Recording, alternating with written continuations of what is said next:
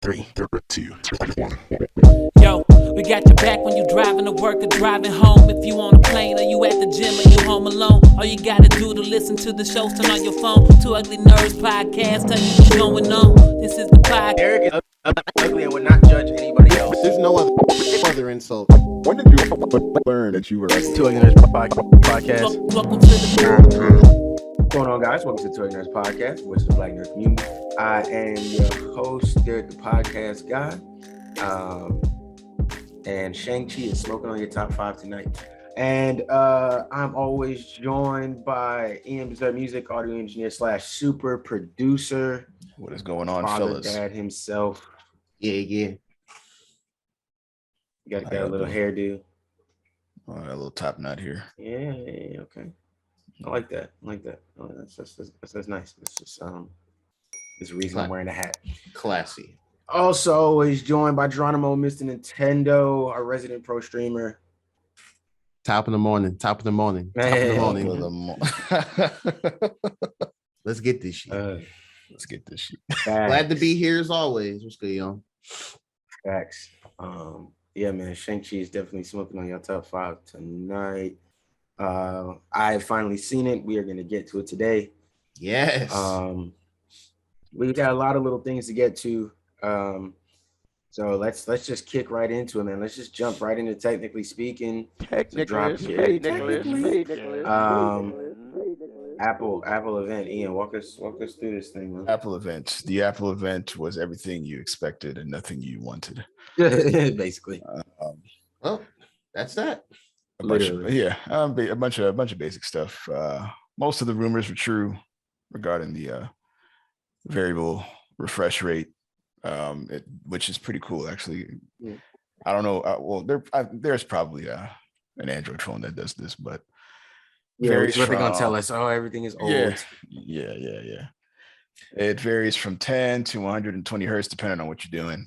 I guess so when it senses that you're swiping or doing an activity that involves motion, it'll crank it all the way up to 120 real quick, which is how they're probably gonna manage. Oh, so it's a variable. Yeah. That's good. That's honestly the best way to go about the refresh rates for screens.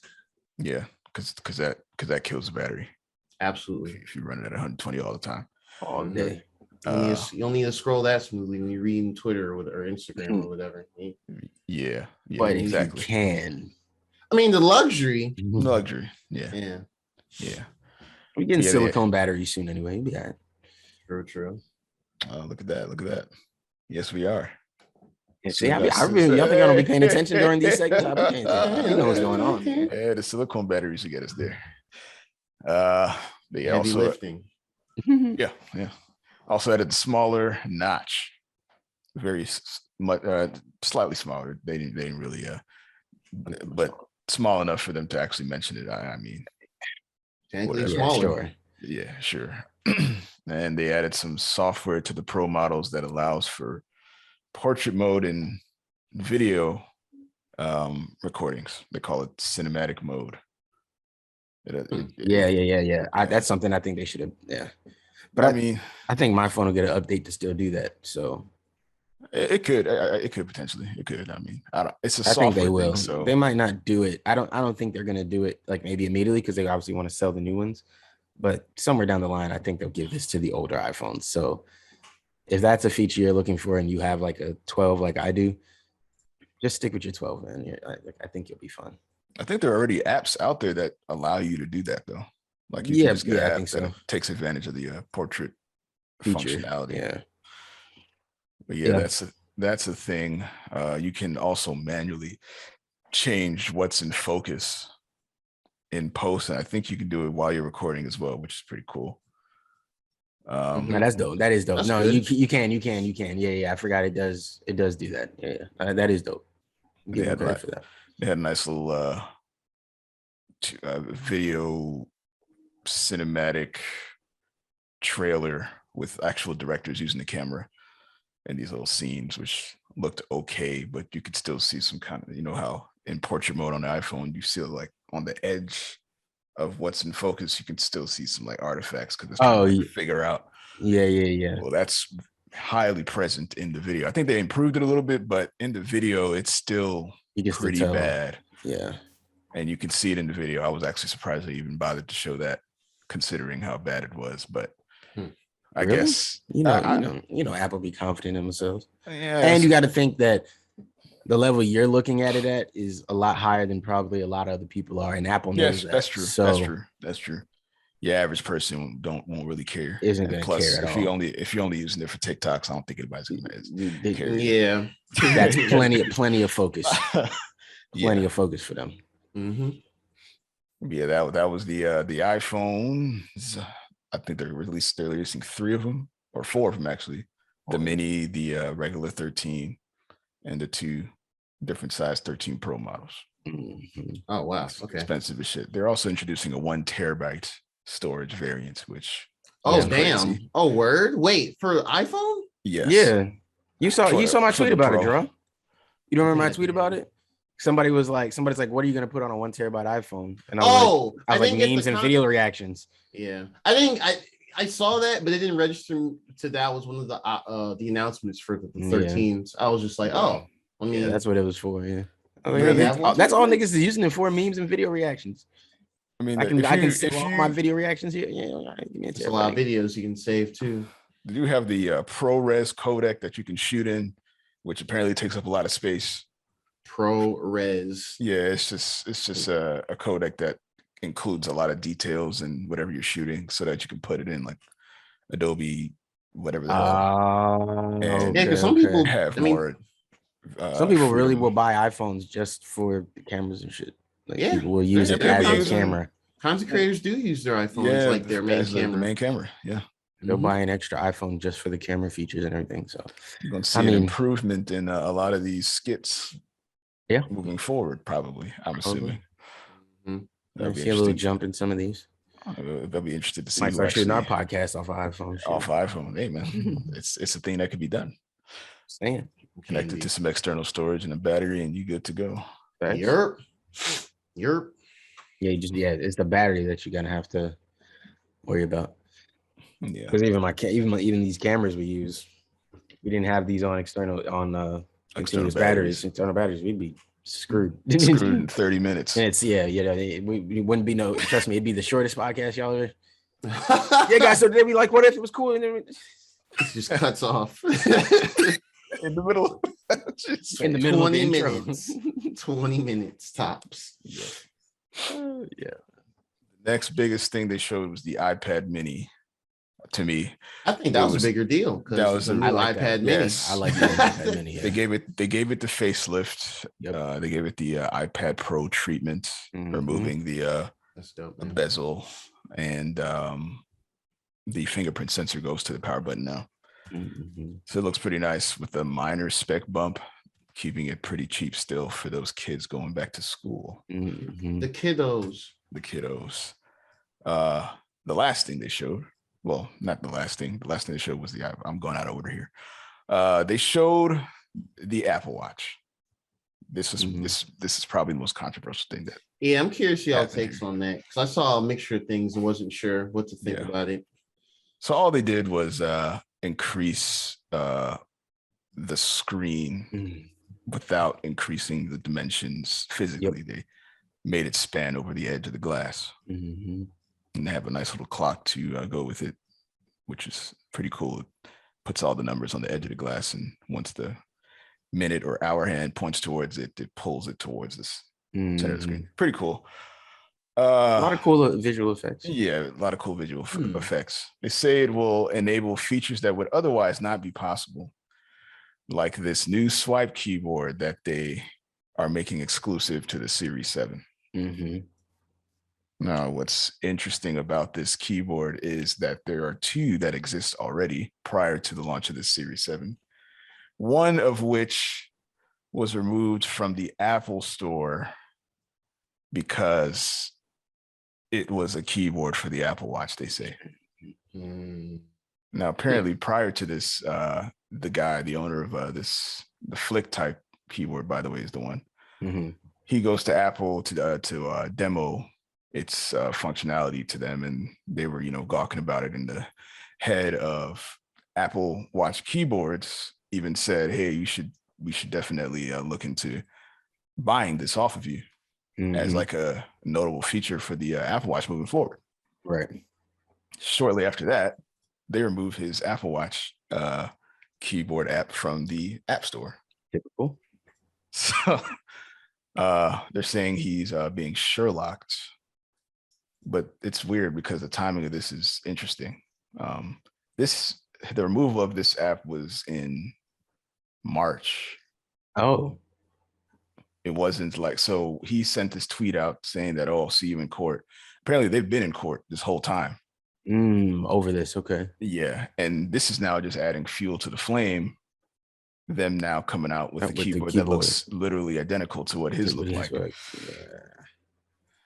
Yeah. Some say anti-competitive, some say it is anti-competitive.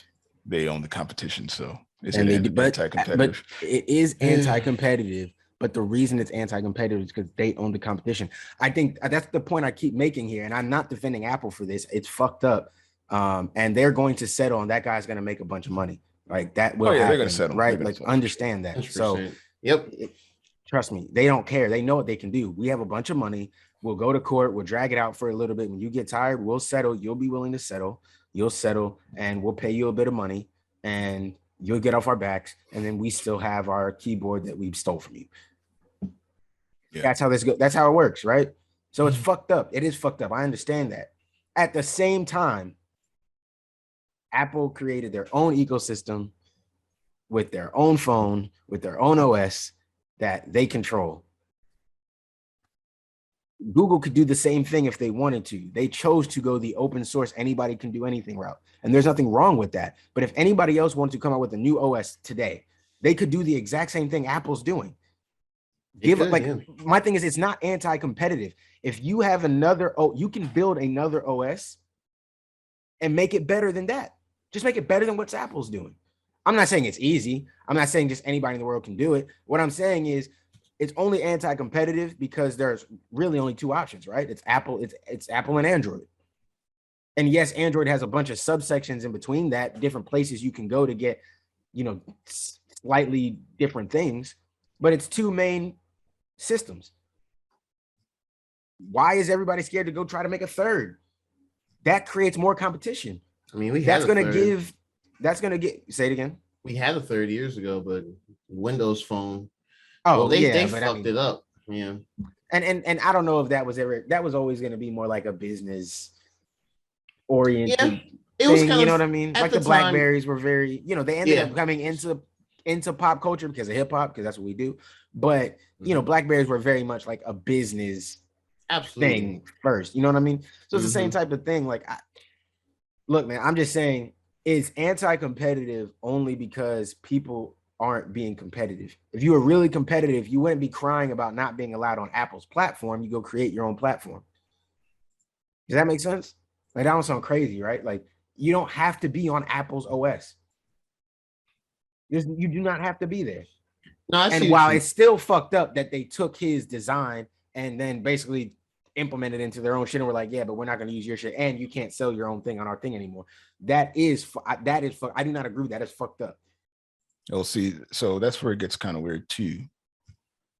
They did remove it, and a lot of other keyboards as well, because they felt like they didn't feel like a keyboard should take up most of the screen on the Apple Watch.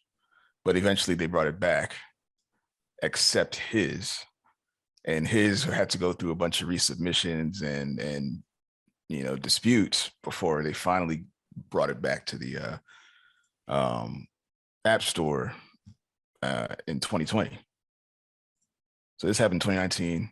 They brought it back in 2020. He then went to court this year and is still in court with them.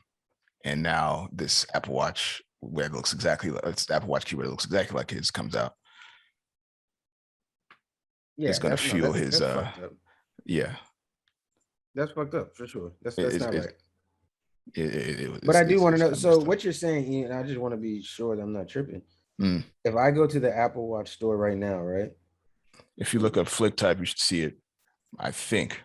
Can I find? Can you search the Apple Watch store, or do you have to just? Honestly, I don't even know how to get to the Apple Watch store on the Apple Watch. Oh no, not fuck the Apple Watch. I'm on my phone. Oh yeah. You know, you got to just go to the Apple store and then you go. But then even in the Apple store, you can't really search Apple Watch specific apps. I just wanted to see what keyboard apps were here or not, but I don't. Oh, for the Apple Watch. Yeah. Let me see. Apple Watch keyboard. Let me see. Okay, so Flick. Okay, so Flick Type is here. Is there, Flick Type is here. Watch board, watch key. There's a couple different ones. Type watch, watch key. So there's other ones here. So so it's just his specifically. So they fucked him over. So they're allowing other people to put like right now. So they're this new board that they bought or that they stole. They didn't buy it. That they're buying as they settle in court. The thing that they stole from this guy basically and implemented, and they're locking it to the Series 7 watches is a feature that you can get similar on the other series watches, just that it just doesn't look exactly like that one. But now his specifically doesn't come back. How much are y'all typing on your watches though? I don't type that much on my watch. Personally, I would love this feature. I mean, you know, I used to type on my Android watch when I had it. It had a keyboard and I was swiping all over the place with that thing. If I had the ability to type on my Apple Watch, I'd use it. I think it's one of those things I need to know. Like I would need to try it. Like once it, because I do think they will eventually make it available on the Series 6. No, that remains to be seen. I don't even know if they will do that. I think especially if they're selling it as a feature that's exclusive to the 7. I think that's just something they're doing now. I don't think they're going to sell as many 7s as they think they are, and I think that they will. Don't get me wrong, the 7 is going to sell. I just don't think it's going to. Like a lot of people went and bought the 6 because we talked about it. This was last year, right? Yeah. This was last year, and we talked about it. The 6 being the first real Apple Watch upgrade from the 3 that felt like. Yeah, this one is really worth the jump. Yeah. Like this is worth a jump now. And you know, shout out to the 6s. But this was the first one. So the 7 does not feel like the 7 feels like the 4. It feels like this isn't worth jumping.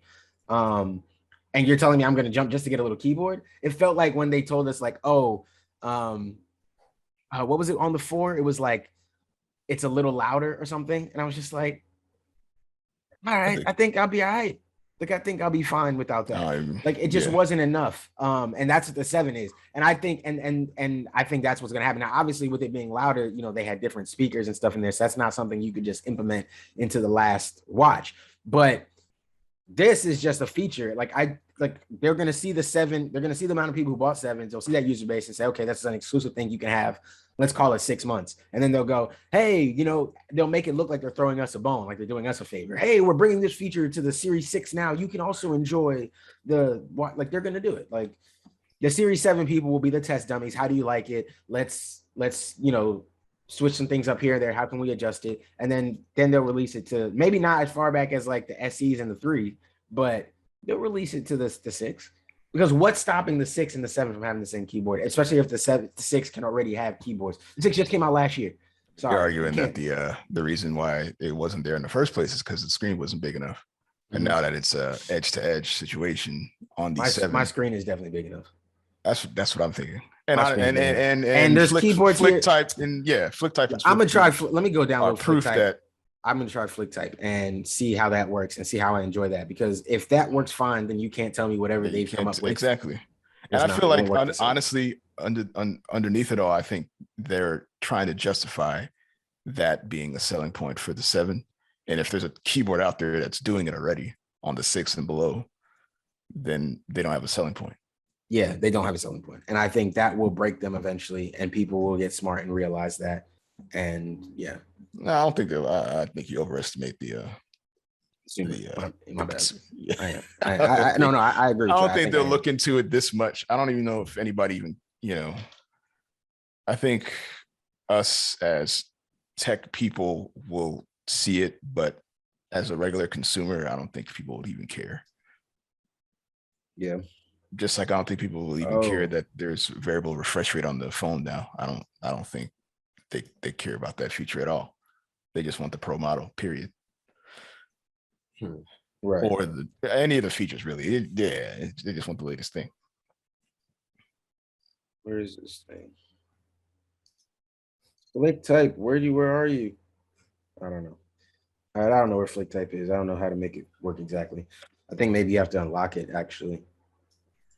Yeah, I might give I Flick think you Type have to pay for a I think you shot. have to pay for Yeah, it. do you have to pay It's for it? $10. It's $10. That thing is not cheap at all. I mean, it's not the worst in the world. $10 versus $800 for the new Apple Watch Series 7. Like for the same keyboard. Like you do the math. Yeah. Definitely seemed like refresh season, I guess, for some of that stuff. Then, yeah, this is what they call an S release. Okay. If they didn't drop the S line, this would be the S release. This would be the 12S. Oh yeah. This would be the, I don't know, Apple Watch Series 6S. I don't know. Yeah, and that's what this should be. I know they're calling it a 7, but it's really the Apple Watch Series 6S, and that's what you should look at it as. It's not worth an upgrade if you have a 6. And I don't know. I never had a 4 or a 5, so I don't know what the ups or the flaws are. But I would believe, because I don't think the 4 or 5 were enough of an upgrade on the 3. I feel like if you have a 4 or a 5, you probably don't need it either. You could probably still wait, I would assume. You know what I mean? Yeah. I would assume both of those function. But if you're one of those people that still have a 3, yeah, then I could see my wife. Then yeah. But also because it's weird. They're so weird about how they do this stuff because the 6. So the 7 came out and now they're not selling the 6 anymore. I think is what happened. Yes. Yeah. Just like I don't think. But you'll be able to find. Oh no, you can still buy the Series 6 on. You can still buy the Series 6 watch on the Apple Store. Okay. All right, so you can still get a Series 6 watch. That's not bad. I thought they stopped your ability to get the. I thought it was all Series. Yes, you can still get it. So they got Series 7, Series 6, SE, and then the 3. That's what it is. So you can't get the 4 or the 5 from the store anymore. I'm sure you can still find them out there if you really wanted one for a little cheaper. But the 6 is, $400, and isn't this? I think the 7 is also $400 though, or something like that. How much is the 7? I don't know exactly how much the 7 is. I just want to see the price, folks. Should be like 8, right? No. I think the highest, like if you get all the special super features and all that, maybe. Oh yeah. But I remember like when they showed like the base price, I remember that's why I said like, oh, that price isn't terrible, because I remember when they showed like the base price, I was like, that's not bad, because the 6 was $500 out the gate, like for the base watch. I don't see the price here. I don't know why I don't see the price anywhere.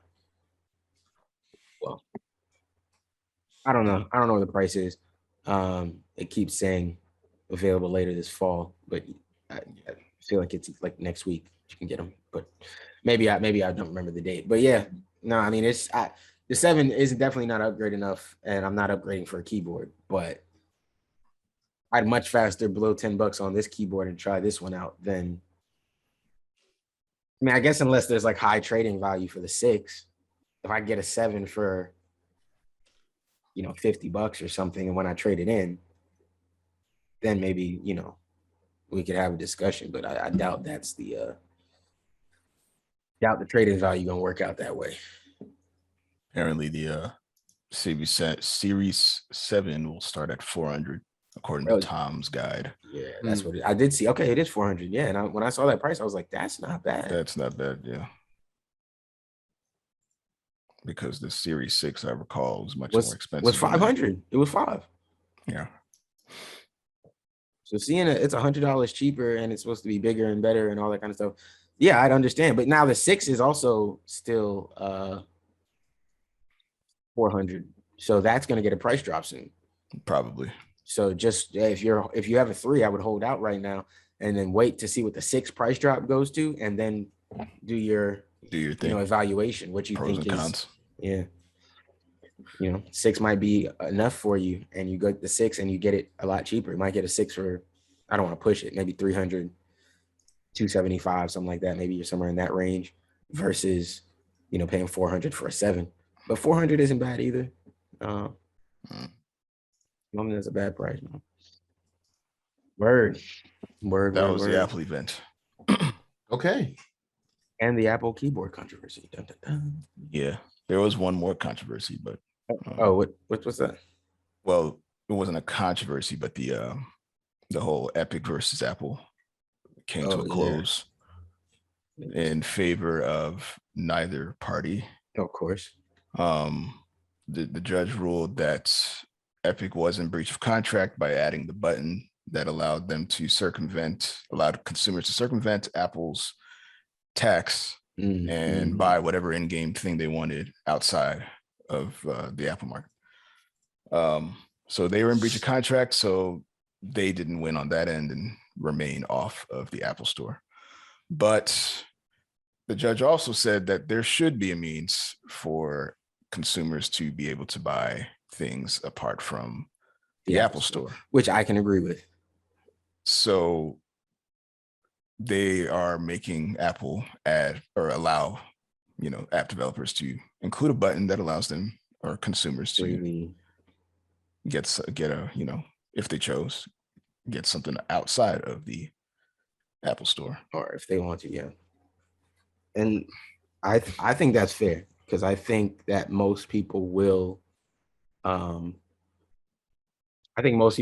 still buy shit directly through the Apple Store because it will be easier for them. It's a lot easier to double click than having to think about, let me go and I got to make sure I click on this thing to go to this link to go here to buy it. Like, man, I don't want to do that. I want to just click. I just want to buy my thing and go. And unless there's a significant price difference, which I think they might just do that. They might make it so that, hey, yeah, you can conveniently purchase the item here. And then they'll or if you click this button, it's a lot cheaper because you're not paying the Apple tax. Sure. And then we learn real quickly that what we thought was an Apple tax ain't really an Apple tax. What do you mean? Because what I think. All right. So I was on the side of the Apple being, whatever. All right. The thing with all these companies, right? It's always that we have, and consumers are responsible for this as well, because a lot of consumers perpetuate it. Companies feel entitled to profit. Okay. Companies feel entitled to profit. CEOs, I'm not saying every CEO acts that way. There are CEOs that are different in different places. I'm not talking about every single one. But people who are trying to climb the corporate ladder, people trying to climb the financial ladder, there's only one way to do that, right? In this country, the way this works, there's only one way to do that. You cannot do it by being a good person, paying everybody fairly, and making sure everybody is fairly compensated for their work. You cannot do it. Someone's getting fucked somewhere. Somebody is overworked somewhere. Somebody somewhere is something. Companies feel entitled to profit. We said we were going to make $1 million this year. I don't care that you earned the right to some of this profit we have. We need this $1 million profit. So fuck you and your upgrade that, or your bonus that I said you were going to get. We don't get it. Oh, because, or you don't get the bonus because instead of making $1 million and 1.5 million, we made 1.48 million. So we didn't meet our budget. So you don't get a bonus. You see what I'm saying? So companies feel entitled to profit. So Epic or whoever saying, oh, yeah, you're not going to have to pay the Apple tax. Apple was the reason that skin was $8. Really? Okay, fine. How much was Apple getting off of that? 30%? Isn't that what the number was? I believe so. Yeah. So you're telling me of the, so let's do the math. Let's do the math real quick. Because I'm bad at quick math in my head now because I'm old. But $8.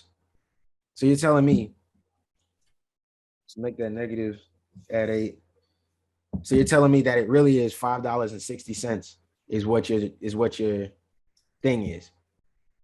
So now off the site, if it's anything more than that, if it's $6, it wasn't an Apple tax.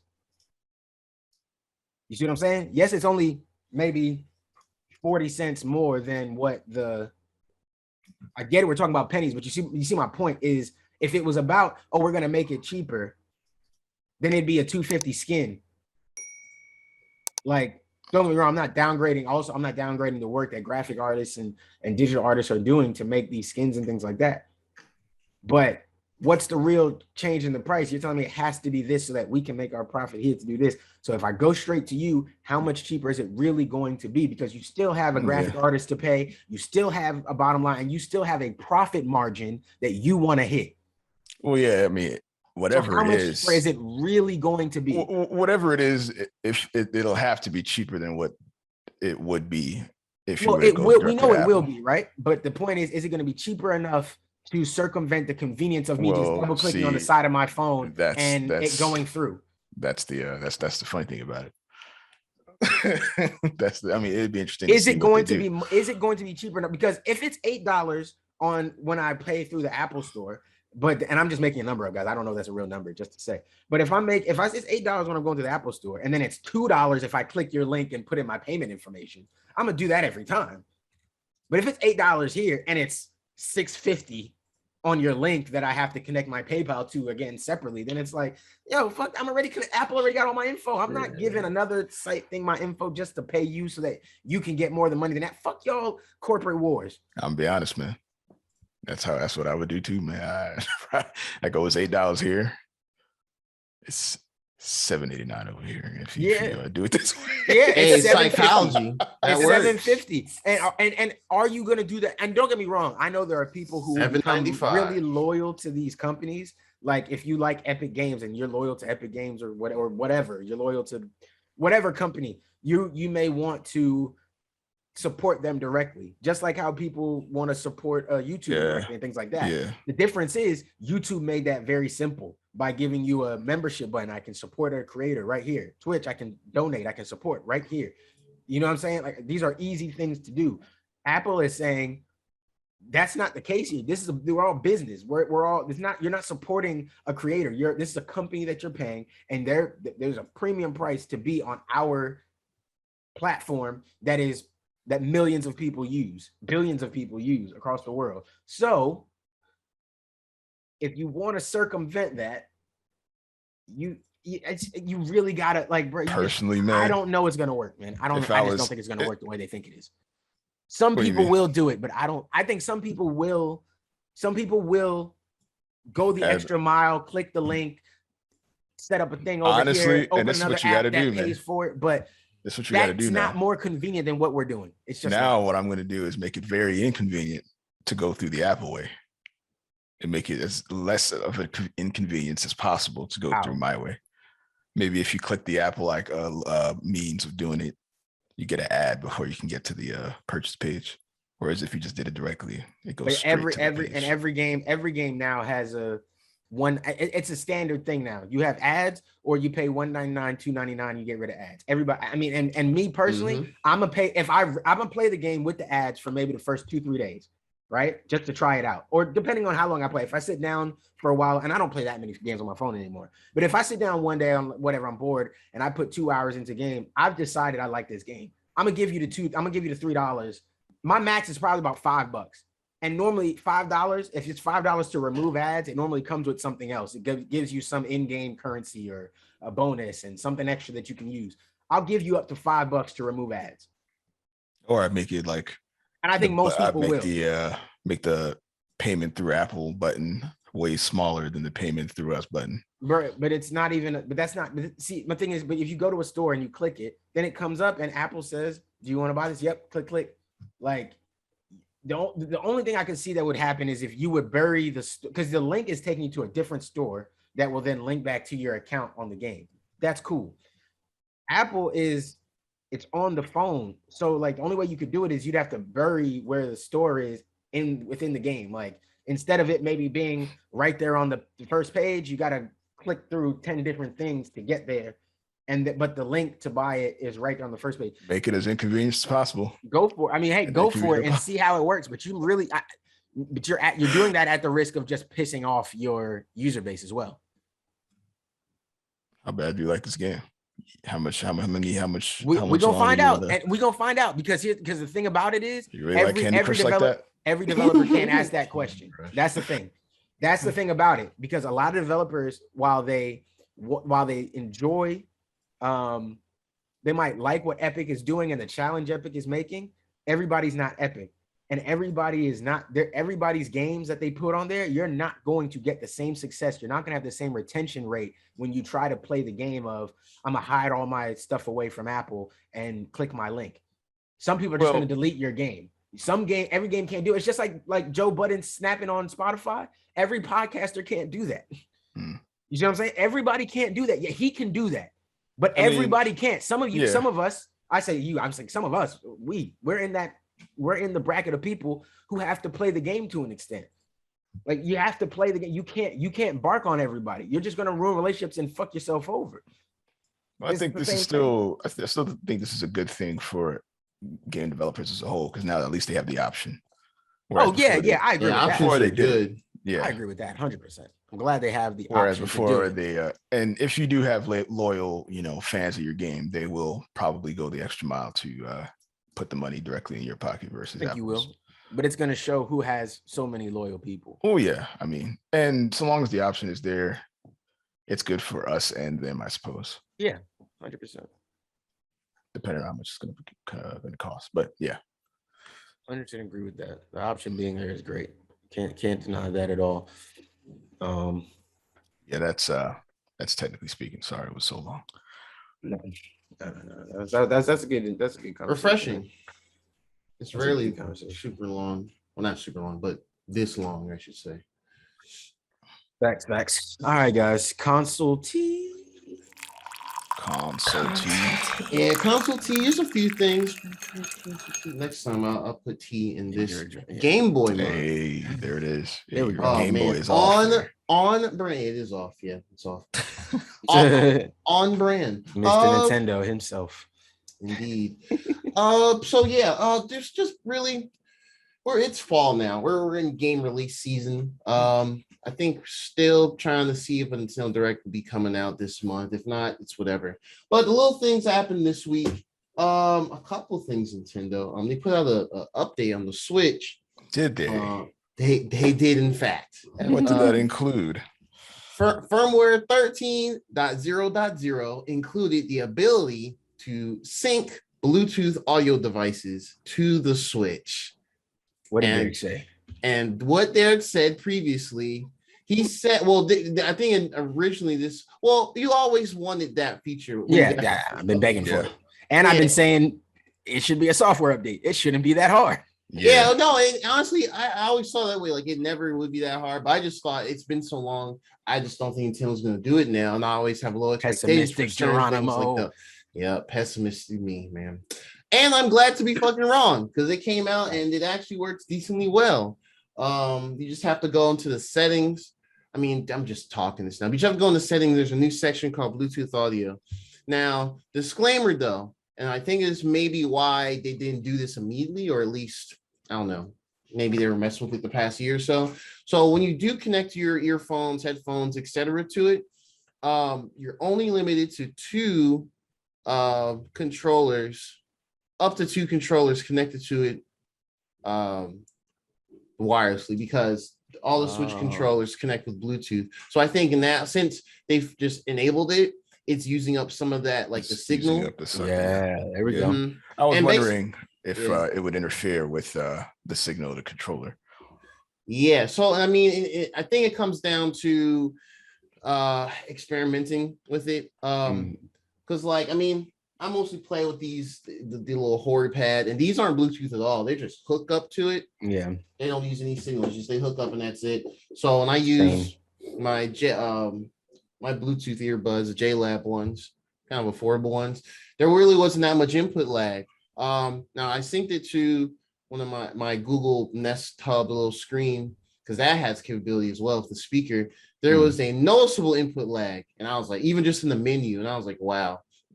And basically, when they say two controllers, that can pretty much mean like two Joy-Cons, because each one is connected separately. Things like that. So two Pro controllers as well is the thing. Yeah, but I mean, even if you do that, it's like, I mean, you could technically do that, but it's like, one person would just have all the sound in their ears, and the other person would just be sitting there playing quietly, stuff like that. Yeah. So it's, that in theory, yeah, that could work too. They also, as a tip as well for y'all, and I guess anyone else is listening, if you do hook up like your AirPods or whatever, and it sounds really quiet, there's a setting in here. I think it's on by default. Of course. I think it's mostly for like children, just safety and stuff. But there's a thing where I think it's in settings. Yeah, it's in system. When you go to settings in system, look for something that says lower max headphone volume. You're going to turn that off, and that should make it to be a bit much louder. Nice. So if it is soft, I highly recommend checking that. They also snuck in a couple of things, other things. They finally increased the max. They bring, like, when you tweet like clips and pictures and stuff of the games, they finally upped the max to what it is now. I think it's like 280 characters. Okay, nice. Before they had on 140 for the longest time. I'm not sure why. It was still stuck. Yeah, okay. Yeah, I'm not sure why it was like. I think they just were like, oh yeah, we should probably do this. I think that's what it is. We should have done this. Yeah.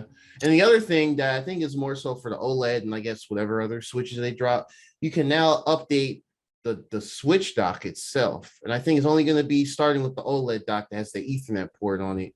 So I think they pushed it out a month ahead of that releasing, because that comes out in a few weeks. Just because there's probably going to be a lot of people that will, they're going to have the OLED and the old dock. They may have their old switch. They may want to dock their old switch with the new dock with the Ethernet port. So I think that just allows the proper connectivity and things like that. So those are the three main things. I think Bluetooth audio is huge. Didn't think it was going to happen. Great that it was just an update, because all the controllers use Bluetooth already. So that's cool. And anyone that's curious, I'd say just test with your earphones. I heard AirPods work well. There's just a couple, it might be a hoop, maybe a hurdle to connect them. But from what I was reading online, people were like, oh, this works fine. So yeah, that's cool. Good job, Nintendo. You did the right thing. You did the right thing. You really did. You really did. Keep listening to me for success, Nintendo. Keep listening to Derek for success. YouTube Titans. Yeah. The influence is out here. The influence is out here. So begged for this feature. Begged for it. Yeah, man. And then another thing I want to talk about, I guess this happens on every other week now. Game I want to talk about that I'm really enjoying. I guess, I won't make it too long though, honestly. Crusin Blast. I hope this comes up properly in the webcam. Wow, lighting. There we go. Yeah, there it is. Crusin Blast. Yeah. So those physical that came out for it. I think this was not limited. I think it was a small shipment because this came a day later. I didn't get this till Wednesday. It came out on Tuesday from Best Buy. But the game was a lot of fun. So it's crazy. They announced it at E3. I think I mentioned it once or twice briefly on here, and I was really interested in it because I always like the cruising games like the N64 and like the arcade, like Cruising USA and Cruising World. But this game's announcement had me looking up stuff about Cruising series, and I made a tweet thread about it. I know Derek, you saw it. And I just wanted to tweet it all out because I was like, wow, this game kind of blows my mind in some ways. So one, I didn't know this, but the people that made this, Raw Thrills, right there, Raw Thrills, they're made up of a bunch of dudes that used to work at Midway back when they existed back then. Midway back then was known for like NBA Jam, Cruising. I think some of the original Mortal Kombats. They're primarily an arcade heavy type studio, and they also had some of the racing games on like Nintendo and I think PlayStation, Dreamcast. Like cruising games were always Nintendo, but they had a couple other ones called like San Francisco Rush, which was like a more futuristic looking arcade racer type game. But yeah, they're really fun. And then back then I just knew of Cruising World, Cruising USA and Cruising World. That was it. I just thought that was a relic of the past. But apparently this is a Switch port of an arcade version of this. And now I don't really know. Maybe it's just in like a corner of a Dave & Buster's, and I just haven't been in Dave & Buster's in 2 or 3 years. But yeah, this is an arcade port. It's been around for like 3-4 years apparently.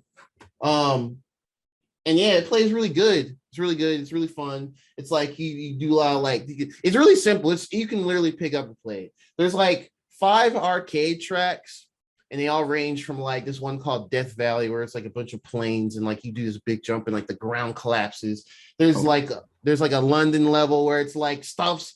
It's like we race. It's always point to point. It's not like a lap race, like A to B type race, like how the old cruising games were. But it's like there's all this crazy stuff happening in the background. Like when you're driving through London, it's like the Ferris wheel thing is like it breaks off and rolls on the ground, and like you're around these buses and they bunch up and you launch. It's just a bunch of crazy, like exhilarating stuff. This is a lot of fun. Yeah, it's a goodie. I highly recommend it. I mean, it's 40. I'll say the two things that hold it back right now. It's 40, which I think is a bit higher, but I mostly got because one, it's novelty, and two, I wanted to see how good this game is, and it is great. It plays great. You know, good smooth 60 frames. It looks good. I bought 2K, Switch. Bro. I'm not in the space to judge. I know. I'm just saying. I'm just saying. And FIFA. I can't judge anyone. Well, I mean. But yeah, with 2K, you can buy whatever game you want, and I like, bro. You could buy Barney's Samurai Adventure, and I'd be like, bro, Barney's Samurai. Hey, don't sleep on Barney, man. Hey, man, yo, if he like hack and slash or whatever, I don't know. Hold on, bro. Hold on. I'm sorry. Hold on. Well, what happened? Speaking of Barney, did y'all niggas see the meme? All right, so everybody knows that everybody saw, when Steve did his Blue's Clues thing. Yes. And yes, came back and everybody was emotional and everybody got teared up and yeah, we all did, right? It was great, right? Love Steve. Good. Yeah, it has been hard, Steve. Life is tough and you just abandoned us, but all right, whatever. You abandoned us. It's cool. College, huh? Steve from Blue's Clues, by the way. Steve from Blue's Clues. Steve from Blue's Clues. Yeah. If I didn't say that. There was, so obviously because of that, the internet did the internet, and there's a bunch of other memes. Side story to the side story. There was one with oh my god, why is his name slipping me? Buddy from San Andreas, and they were like, he was like, yo, we ain't forgot about you, like gangbanging or something with us, and we ain't never gonna forget you. So that shit was hilarious. That shit was hilarious. She was like, even hilarious is this? It's like. So there's somebody, it's like this busted Barney suit somebody is wearing. Looks like somebody wore a Barney suit like a kid's party, just run down looking Barney suit, looks fucked up. And it was like, hey kids, it's Barney. I ain't been doing so good. Can I borrow $20? Bro, that's crazy. How did I miss this?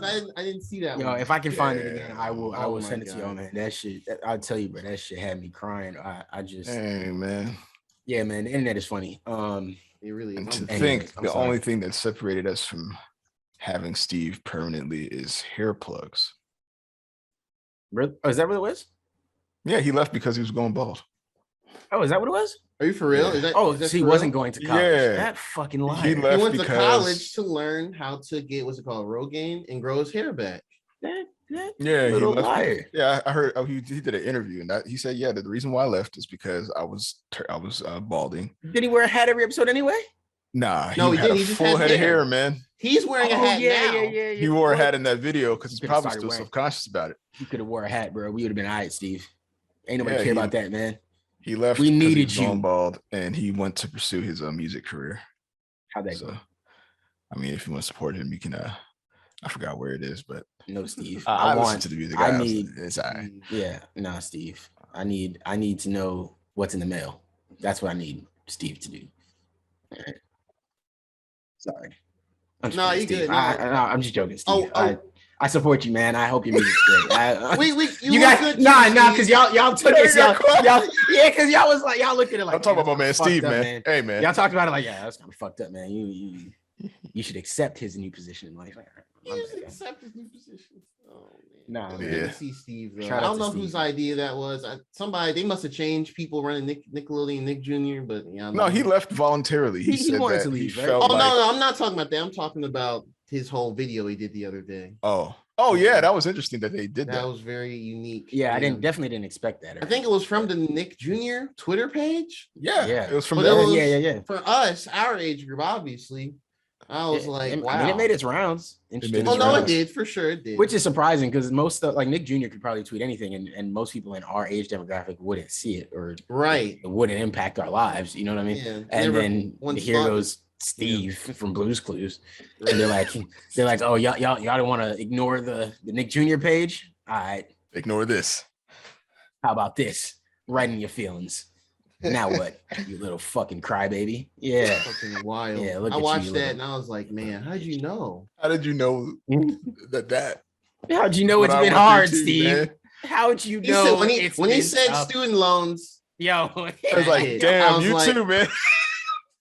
They got my They nigga Steve too. got They got Damn, him, Sally man. Gray. Nick ain't even look out for you, bro. They ain't clear that up or nothing for you, dog. they ain't God cover damn. any of that. They ain't cover nothing. Nickelodeon say, hey, bro, we ain't got nothing to do with you going to school, bro. You should have been already did that, actually. You're not gonna find your hair in college. yo, Gerard.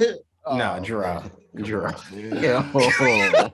Yo, if I can't say, yo, Gerard, yo, All right, yo, look. ruthless. I mean, look, that's interesting that was the true reason because I never was. Yeah. That No, I never didn't know dawned that. on me. I always thought it was just some for whatever dispute for between him and the studio for that. I just assumed. Yeah. Even when I was a see. kid, I assumed I was like, oh, something must have happened with him and Nickelodeon, and that was it. Yeah. His hair is falling out. He felt like the way he looked bald wouldn't resonate with children or something like that. So he left. We loved you, Steve. We wouldn't have cared about your Yeah, baldness. he's still the homie, Steve. Yeah, real talk. The kids are mean. So probably by the time our age group got to about preteens, start with a lighting Steve ass up, He boy. could have wore a wig or something, man. Nah, Yeah, we probably What wouldn't have been you able to tell. pay?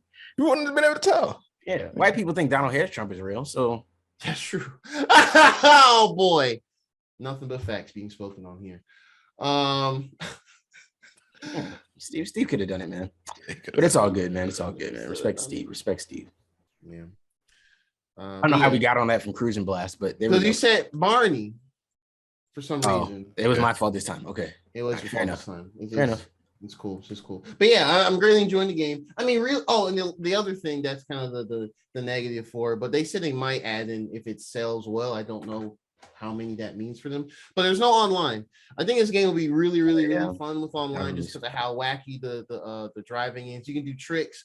You can boost and do tricks off of other cars next to you. It doesn't make sense, but that's the best part. It knows exactly what it is. It's not trying to advertise anything different. Like, it's just great. Like, I think really our group and older who grew up during that time are gonna be like, yo, this game was actually lit back then. I'm glad there's a new one. But I'm pretty sure the younger ones, like the Gen Z and younger, just like, I don't get it. Just I go can see play them in- Forza on Xbox or Mario Kart or whatever. I mean, yeah, I think there's definitely going to be a part of that population that's like that. But I think a lot of people could see the appeal of a game like this and be like, nah, this is dope. Like, I think word of mouth is going to carry this game for sure. Plus- I think it's going to be one of these games on the Switch. It's kind of be like, I think it's going to be like a gym, like a Yeah. sleeper gym. I think it's going to be that, especially if they do it online later. yeah. Yeah, it's going to be fine. I think it's also, you got to consider, like, I know we've been talking about racing games for a while, you know, kind of on and off. But when you think about like how little racing games there really are out there, especially just as arcade far racers. as like, yeah, especially arcade racers, you know what I mean? Mhm. We got a lot of like serious simulation racers with, you know, if they're not officially licensed cars, they're cars that are modeled to look like officially licensed cars with Mhm. funky names. You know what I mean? Like, we don't get that many arcade racers, or they're put inside something else. You know what I mean? Like, yeah, they make you kind of run away from cops and race a little bit in Watch Dogs, but it's not like that. You know, you race a little bit in like GTA, you know, but it's not, you know, we don't have EA like, just means to break back Burnout, like Revenge or something. yeah, like, and like, that easy. like, It's that easy. like I always say, the Most Wanted, you know what I mean? Like, you can Yeah, bring back Need for yeah. Speed Most Wanted, that exact game concept. You don't even have to change any of the characters, just update it and then just wipe the cars. I get it. The car licensing or whatever, I'm sure that's all weird and fucked up now, or you can't get the rights to those same cars. No problem. You don't have to even give us licensed cars. Just give us, we're missing those type of games, because even the Need for Speeds have gotten a little more, they're still arcadey to an extent, but they're not as arcadey as they used to be. We don't have the midnight clubs. We don't have that. So a game like Yeah, this, just bring back Midnight Club and I'll be happy, man. a game like this, I feel like Man, I that feel like needs it to could do happen. well across the different age groups, just because we don't have that type of game right now. Like you said, a Burnout, a Midnight Club, we don't have those games. So a game like this might, you know, really like hit with people, I think. Be you a know? breath of fresh air. Yeah, bro. It's just that difference. Like, okay, this is something different again, like cool. And it's fun. You know what I mean? Like, yeah, I can see people being into it. Definitely. I'm definitely gonna pick it up. Maybe on. I mean, 40 is not bad. It definitely isn't. Like that's not a price I think you can complain about. But I can understand if it's a remake of a. I could see people not being the happiest about that. So I guess I do get it a little bit. But yeah. I probably will wait till it's on a sale, maybe like a 30, 25, 30 sale, something like that. And I don't know how soon that'll happen, but that's what I would look for. Well, maybe, so to be in the sweet spot. I don't know about digital. I'm actually That not too, sure. that too. You know, I'm a digital game, but I'm also actually not Switch sure. has. I don't mind buying Switch physical copies. It's the only system I own. Well, to be fair, I only own 2 systems right now. But even when I get the Xbox, it's a digital Xbox I'm getting. So the Switch is I'm the not only thing that can sure. take physical copies. So for physical copy, if I see it on sale somewhere, I will grab it. You know what I mean? Like Yeah, I'm not against that. It's just I don't go looking for physical games anymore. You know. I got you. Yeah, I don't know. Yeah, because like these guys, I mean, because I've been doing reading up on them still. I think it's like the first console port they've done for one of their games in a while. And since yeah, it's like I looked them up. Like if y'all remember that water racing game called like Hydro Thunder, that was Midway as well. Apparently they have one from like the late 2000s called H2 Overdrive, which I think that's a 10 out of 10 name. But I feel like that sounds familiar. Yeah, I had to look it really up. Familiar. Yeah. H2 Overdrive. Yeah. Yeah. Might have been on 360 PS3. Well, I'm not sure. I have to remember. But yeah, and the last thing about it though, then we can move on. That I think is kind of crazy. Nintendo owns this IP, the Crusin series. They technically own it, and they just license it. And these guys are all thrills. They just license this IP to them. They just make it. I never thought that they owned this back in the day. I just thought for some reason. Weird. Oh, let's put it on Nintendo 64, and that was that. Have they always owned it, or is it something that they like?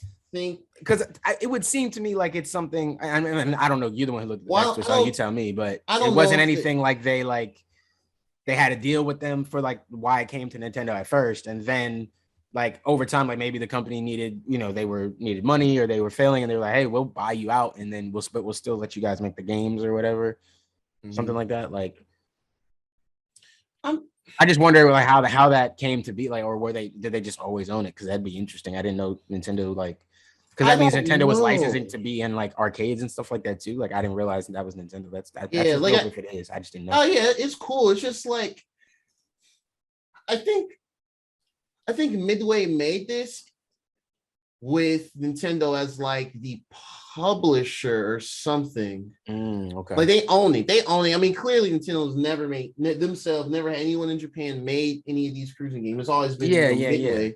So now I just heard that because one of my mutuals on Twitter mentioned it a while back, and I just remembered playing this, and I was like, "What? Really?" Yeah, so that's cool. I mean, it's cool to see, my opinion, a cult classic return. But yeah, I really enjoyed the game. It's fun. Oh yeah, I would definitely call that a cult classic. Yeah. I think a lot of, if you know people from the arcade scene, they're definitely into games like Cruising for sure. Yeah. Oh, absolutely. Yeah. So, but yeah, it's sales. I don't know. Let's see. I don't know when that's. I want to get it, man. I mean, I want to get it because I like these type of racing games and I want to support them. But I don't know. We'll see how I feel next week. We'll see how bills and stuff shake out and all that for savings. It's fun. Yeah. We'll see how that goes, and maybe I'll jump at it because 40 really isn't bad, and I want to support these type of racing games. That's how I feel as well. That's always weird, right? I feel like we're in as gamers. Like sometimes there's a game that maybe you're not necessarily the most interested in, but it's still in a style of game that you really want or like, or that you've been asking for, but maybe it doesn't do everything you want, but you still have to kind of support it so that the developer of that game, but also developers of games like it know that you're that's why I bought this FIFA. You know what I mean? Because okay, you finally are taking the steps forward in career mode that we're looking for. You're going to get a lot of career mode people back for this. Even though it's not 100% what we want, it's closer to that direction. So I'm going to support it and play the mode. And that's for an annual series. They're constantly working on FIFA for the next year, etc. So, I feel like as long as they keep, I guess, listening to y'all as far as reception and stuff, and they make more improvements as each game goes on for the career mode, then it can get even better. So, and I think some parts of EA are slowly looking at how their games are going and thinking a bit critically on stuff. Clearly, Like Ultimate Oh, Team, yeah. that's not going away. But like you said, the career stuff. Yeah, and they're also understanding that, because what's happening, and we didn't mean to have to dive into this, so it doesn't be too long. But I think one of the bigger things at EA is that they also have issues where they had to realize that the cash cow, people are getting unhappy with that as well. So a lot of the end of FIFA was them doing a lot of different promotions, a lot of giveaways, a lot of different cards, and a lot of stuff. Like they kind of just imploded the pack market and the FIFA market, because it was just giving away so many good cards and stuff like that, because people were really unhappy with gameplay. People weren't happy with a lot of things. And that's in what they were prioritizing, the main thing, Ultimate Team. And so if that community is very unhappy, and then you also have the communities of manager mode, my player mode, Volta football, people who just want to play kickoffs, people who want to play pro teams, pro clubs, people that are playing all these other modes, and none of them are happy. They're already pissed off because they've been ignored for years now. And then now your main cash cow is less happy, and they're spending less money. Now it's like they're finally getting that kick in the ass that's like that I was begging for years ago. And they're finally getting that kick in the ass, like, all right, we have to start making some changes across the board. We have to upgrade things across the board because people are very unhappy. And they're going to use the new generation as their like excuse for why it's happening. Oh, well, we can do this stuff now because of the new generation. Now we can create jerseys because of the new generation. Like we could have done that before. You know what I mean? But that's how they're going to spin it as a thing. I don't care how they spin it to whatever people, because they're not fooling me. But as long as they continue to make the improvements, then, you know, hell yeah, I have to see where it goes. But hell yeah. So yeah, I mean, that's this what I've been playing recently. As far as a new thing, been back and forth on Halo recently. They're about to put out their season 8 on Master Chief Collection. They're gonna add they're making more maps. Well, not making more maps. They're making like remake maps from older Halos in the Halo 3, which is really cool. I'm all for it. But yeah, but I guess coming up this week, Kena Bridge of Spirits, the next big thing. Yeah, the preload one happened. day, 12 hours, 6 minutes. Oh man, got the 38 counter. seconds. Got the counter right there. Yes. Yeah, I'm looking forward to it. That's probably the first thing I do. I'm gonna try and stream it. Or at least if the stream acts up, I'm gonna record it on the PS5 as well and then upload or something and see we go from there. But yeah, man, I'm excited. So we'll definitely talk about that next episode for sure. It's based on the the gameplay I've seen. It does look like it's gonna play a little bit, maybe not as hard, but similar to like a Souls game as far as the battles go. I can see that. That's how it seemed. Yeah. So I'm curious to see how Derek handles that. Hey. Curious how I'll handle that too. Because Ian know I'm quick to jump out again. Hey, hit the 180 and be like, oh, wait. Hey, that was a great game, man. Love what you guys are doing. Beautiful scene. Them 2 hours, some of them first 2 hours, amazing first 2 hours. You guys let me know what the end of that was like. I'll push through it. Draw, let you keep a surprise on the Draw's gonna keep us up to date on how that goes. I haven't touched Sekiro in months. Over a year. I will get back to Returnal one of these days. Returnal is in that same club. It's just gotta get back because I don't want to dedicate. That game is such an investment, man. That's the thing. It's hard to like I hate to go back to it. Not hate, but cruising. That you can just play this jump for in and out, bro. Yeah. Each race is only 1-2 minutes long. You like bet that was funny shit. Go on with your day. Even 2K, bro. Like just the ability to just say, hey, I mean, and obviously, you can obviously still put your console in rest mode and stuff like that, but obviously then you run the risk of potentially getting corruption, or you lose power or something, and then you lose that whole run. You know what I mean? There's no protection. Obviously, I know that's happened to me once. Exactly. And I know you said there's like a save like later in the game, like a sort of save feature later in the game. Yeah, like the way the game kind of flips. Yeah, you don't have to go through the first half anymore. Yeah, so it was more like a checkpoint more than anything. Big fat checkpoint. Yeah. Yeah. So okay, and and that's fair, but when you're thinking about doing Returnal runs, you're just like oh, I gotta put, I gotta really want to sit down and especially now with me working and stuff again, I just don't have that like the desire to sit for 3 hours and stare at it right now. Man. I'm working, trying to do podcast stuff and editing. I just like, I don't know. But 2K, I can turn that on, play with my player for a little bit, and if I throw it in rest mode, even if something corrupts up or downloads or the PS5 resets, lose power, whatever, worst case scenario, I play that game over again. Like, okay, and it's not the end of the world. It don't start my career over. You know what I mean? Like, so yeah, it's just I didn't knock it as a thing on the game, and I'm still not gonna give that as a knock for like a game like Returnal. But yeah, stuff like that is just like, I'm kind of seeing where people are coming from with it. But I won't blame Returnal for that. Still, I still think it's still think it was a good game. Still think it's a fun game. I am enjoying it. Oh yes, it's definitely my favorite games this year. Just gotta finish it. Yeah. Just gotta actually get to the end eventually. Mm-hmm. Cool. Okay. So, I think we'll do this in this order because we're not gonna go obviously scene by scene for a movie. We were gonna start with Shang-Chi because that is what we've been waiting for. I started this off by saying, Shang-Chi smoking on your top 5. Word to Kendrick. Because yeah, it was that good. Let's just jump right into it. Hold on, spoiler drop. Sorry, guys. Spoilers. Spoilers. So we did that, and now we all saw Shang-Chi. I'm the last one to see it, so it's probably maybe the freshest on my mind. But I know you guys have been having a hold up for me being able to see it. So how are your thoughts, overall impressions? How do you guys feel about it? I don't know. We'll have to sit down and like really like look at the MCU movies now. But yeah, I think top 5 is debatable. Not saying I don't think it deserves to be up there. I'm just right now, top of my head, I have to think about it harder. But top 10 for me easily, like safely, easily top 10. Probably the best origin MCU movie since the first Iron Man. Not saying the other ones weren't as good. Like I like the Doctor Strange movie, although the pacing felt like really quick at one point. But anyway, we're not talking about that too much. Yeah, but Shang-Chi, yeah, really, really good. Yeah, really good. I think they really nailed the fight scenes. I had tempered expectations because MCU movies where it's now its own like subgenre in a sense. I would say styling, the format, expectation, CGI, epic battle in the third act, things like that. But when we had all the actual hand-to-hand combat, like the bus fight scene, when as soon as he said I don't want any trouble, I was like, all right, yeah, here we go. Excellent. We about to go crazy. Perfect. Yeah, Jackie Chan probably smiling somewhere. Excellent. Yeah.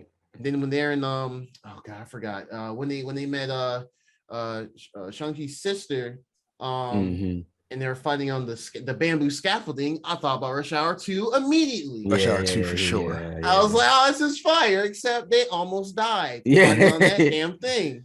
Yeah, Rush Hour 2 for sure. Yeah, but yeah, the fight seems really good.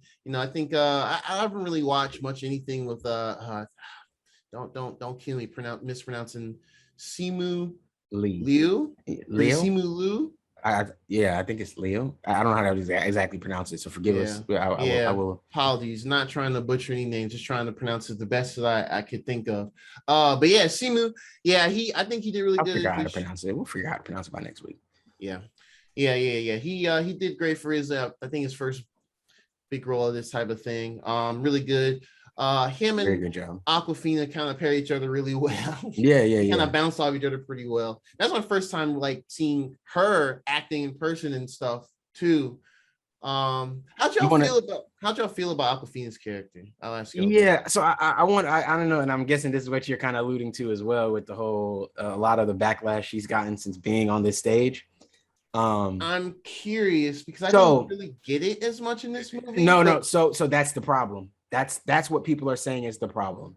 So she dropped the whole. So in Shang-Chi, she didn't have the black scent. Okay. This may sound bad because y'all know how pro-black I am. I think we have to understand that gatekeep. I agree when people say that we need to gatekeep blackness because everybody else gets to gatekeep their culture and tell you how their culture works. And they profit off their culture and they tell you, but not only that, they get to tell you how their culture works. Hey, we do things like we could joke about the Mormons or whatever, but that's their culture and they tell you how things work over there. Yep. You can choose to accept it or not. You can believe it or not. You can laugh at it or whatever you want to do, but that is their culture. And if you're going to participate or be a part of it, you have to do things by their rules and their standards, right? We don't have that. We've allowed people to come in to take their culture, take it back to their own people, to manipulate it in however they want to and feel. And we've accepted that. That's how Black people are. And there's nothing wrong with that to an extent. The problem is now when Black people have finally gotten to a point where they're sick of seeing so many other people take parts of our culture and rip it apart. And I'm not gonna say rip it apart, but take their own spins on things and just do different things. And then they don't even know all of the history where things come from and stem from. And then you got people claiming that they started different things and it becomes messy. But we had a long time where people weren't gatekeeping Blackness. And that's not our generation's fault. It may be a lot of people in our generation who are talking about it now. It's not our generation who did that. We were kids, right? But the older generations didn't do that. And because they didn't do that, I don't know how old Aquafina is, but let's say she's what, 25 to 35, somewhere in that range. Somewhere between. I know. I doubt she's anywhere near 35, but I would assume she's somewhere in that general vicinity, right? Definitely our generation. And when I looked it up, it said she grew up in Queens or Brooklyn, maybe. Probably Brooklyn. Aquafina. Let me. It says I just Stony. Oh, it actually says Stony Brook. Is that what? Yeah. Stony Brook. Yeah. Maybe she was That's born. Long Island. That's Long Island. I thought she was. Long Island. Oh, they say she's from Stony Brook. So now she's from Stony Brook. So now that I don't know about. But what I will say is, it's pretty large. Oh well, actually, no. That's where she was born. It says Lum grew up in Forest Hill, Queens. Her mother died from hypertension when she was 4. She was raised by her father and paternal grandparents. So now, Ian. Yes. You a Queens kid? I am. Okay. What I'm saying is, you know how it is in the North, in certain places, especially in the cities, in the inner cities, there can be a lot of diversity. And as kids growing up, you know, a lot of the separation is only really ever taught to you by your parents, right? Like, especially in the North, you got like the Asian community. I mean, don't get me wrong, it's way more mixed up North, but they're like, okay, take it for like the South, right? It's very mixed. Like we know where the Asian areas of Atlanta or the Atlanta metro area are, and you know where the Mexican or the Latino areas are, and you know where the Black areas are. Like you know where the areas are, right? In the North, it's kind of like that. It was kind of like that, and then it started mixing a lot. So now you tell me a kid who grew up in Queens through the late 90s, early 2000s, all of that, you know, and I didn't see how old she was. She's 33. She's a little older than us. So say she grew up through the late 80s, through the 90s and the early 2000s. I don't know who she grew up around. I don't know her history or anything like that. So I can't judge on that. But it's not crazy to think that you adapt to your area. Queens is there's a lot of Black people around, has heavy Black influence. I'm not gonna say Queens, it is a heavily Black area, but it's got heavy Black influence regardless, right? And because of that, a lot of people are going to assimilate. Like, I think there's a thing, right? Black people, what we've done, and I don't mean to go this long on this, I'm so sorry. But Black people, what we've done is we popularized code switching, right? Yes. We did that. Yeah. Black people did that alone. Nobody else does that but us. Everybody else just really acts white. Just mechanisms that we have to develop. But understand why though? Because we're the only people that still want to hold on to our culture, right? Like we're still rooted in our cultures, whatever that may be. It doesn't have to just be Black American, Black, whatever, West Indian, Trinidad, anything, right? We hold on to our culture. Other people, and I'm not talking about any other group specifically, when they come here, they assimilate to white culture. Mm-hmm. How many colored people did you see? I'm saying colored as people of color, right? How many people of color did you see when we were in college, hanging out down frat row, down Greek row with the white boys, with the white frats? Not just men and women, not just men, but the women too. A lot of them, Asian, Indian. They don't always. Now, obviously, Latinos have a different history, so you see a lot more of them gravitate more to the Black areas than the white areas. But they're split too. There's a lot of Latinos that gravitate to the whiter areas. And I know y'all aren't in frats or anything like that, but you see it a lot. You see a lot of Indian kids that come up. What I'm saying is, if you just if you see it around campus, you will see the white fraternities or the fraternities that you would associate with white people specifically. The or color the ones people that, are usually and then you'd see a couple people sprinkled in. You see the black dude that don't feel black. The black guys never liked me. They picked on me. You see that dude in there. And I would assume, and I'm not saying it's the same thing for every culture. That's typically the black guy you're gonna see in there. But the Indian guy you see in there, it's not because he was picked on by Indians. He's in there because that's what he grew up with. His daddy is from Alpharetta. He's been driving Audis since he was 16, just like the white boys. He's cool with the white. That's his crowd. You see what I'm saying? yeah. And it's not to say that he's forgotten his culture or wherever his parents are from or anything like that, but he's assimilated to that. He's code switching. That's not a popularized, but he's code switching to an extent. It's just that code switching extends into way more of his life than we allow it. How we act at an office when we're around older white people is not how it's not how I talk on the podcast, right? Like I don't talk around now. And the thing is funny about that is they could easily see this whenever they want to, but I don't talk like this when I'm at work, not to the full extent. You code switch. We popularize that. So her thing is, and maybe you can call that a version of code switching. Like, hey, I talk this way, I act this way because I was in this area and this is how I was accepted. This is how I was able to make friends. This is how I was able to assimilate to what was around me, protect for safety even. Like, it's just the way. I don't know that I can blame her for doing that. Now, using it to profit is where you get muddy and where I think is where maybe the main root of it comes from. Unless you know her childhood friends, how do you know that that's not that's how what she I was going to say. This could be her code switching. Yeah, that might just be like her. She made that misfit might be her. You know, like my only assumption. It was definitely toned down in this movie, though. Yeah, I didn't get the black scent thing off of this. Yeah, movie, I didn't catch it, which is what made me think back to what her other roles were, and I went looking on the same thing that Gerard was saying. I Crazy Rich Asians. And yeah, she's had black sense in other things. Yes, definitely had black sense in other things. And I understand the issue. I do get it. But I don't know. And I don't know. So that's why I'm not making like a definitive she's right or wrong. That's pretty much where I'm at. But it's just we'd have to know. I'd have to know. Maybe there's somebody out there. If somebody knows more than we do, please let us know. But I would have to know from someone or somebody who saw her old videos. How is she when she's being normal? How is she when she's being vulnerable? How does she speak when she's around her closest people and friends, her family? Like, how is she in those situations? And then you tell me if that is just how she grew up, because she might have just grown up around that and that's who she's comfortable with. That was my thought. Because I had to look her up and, I was like, Stony Brook, okay. I'm not sure where exactly what part of New York that's supposed to be, New York City. But then I was like, well, only thing it's just Long Island. Okay. Yeah, it's far removed from.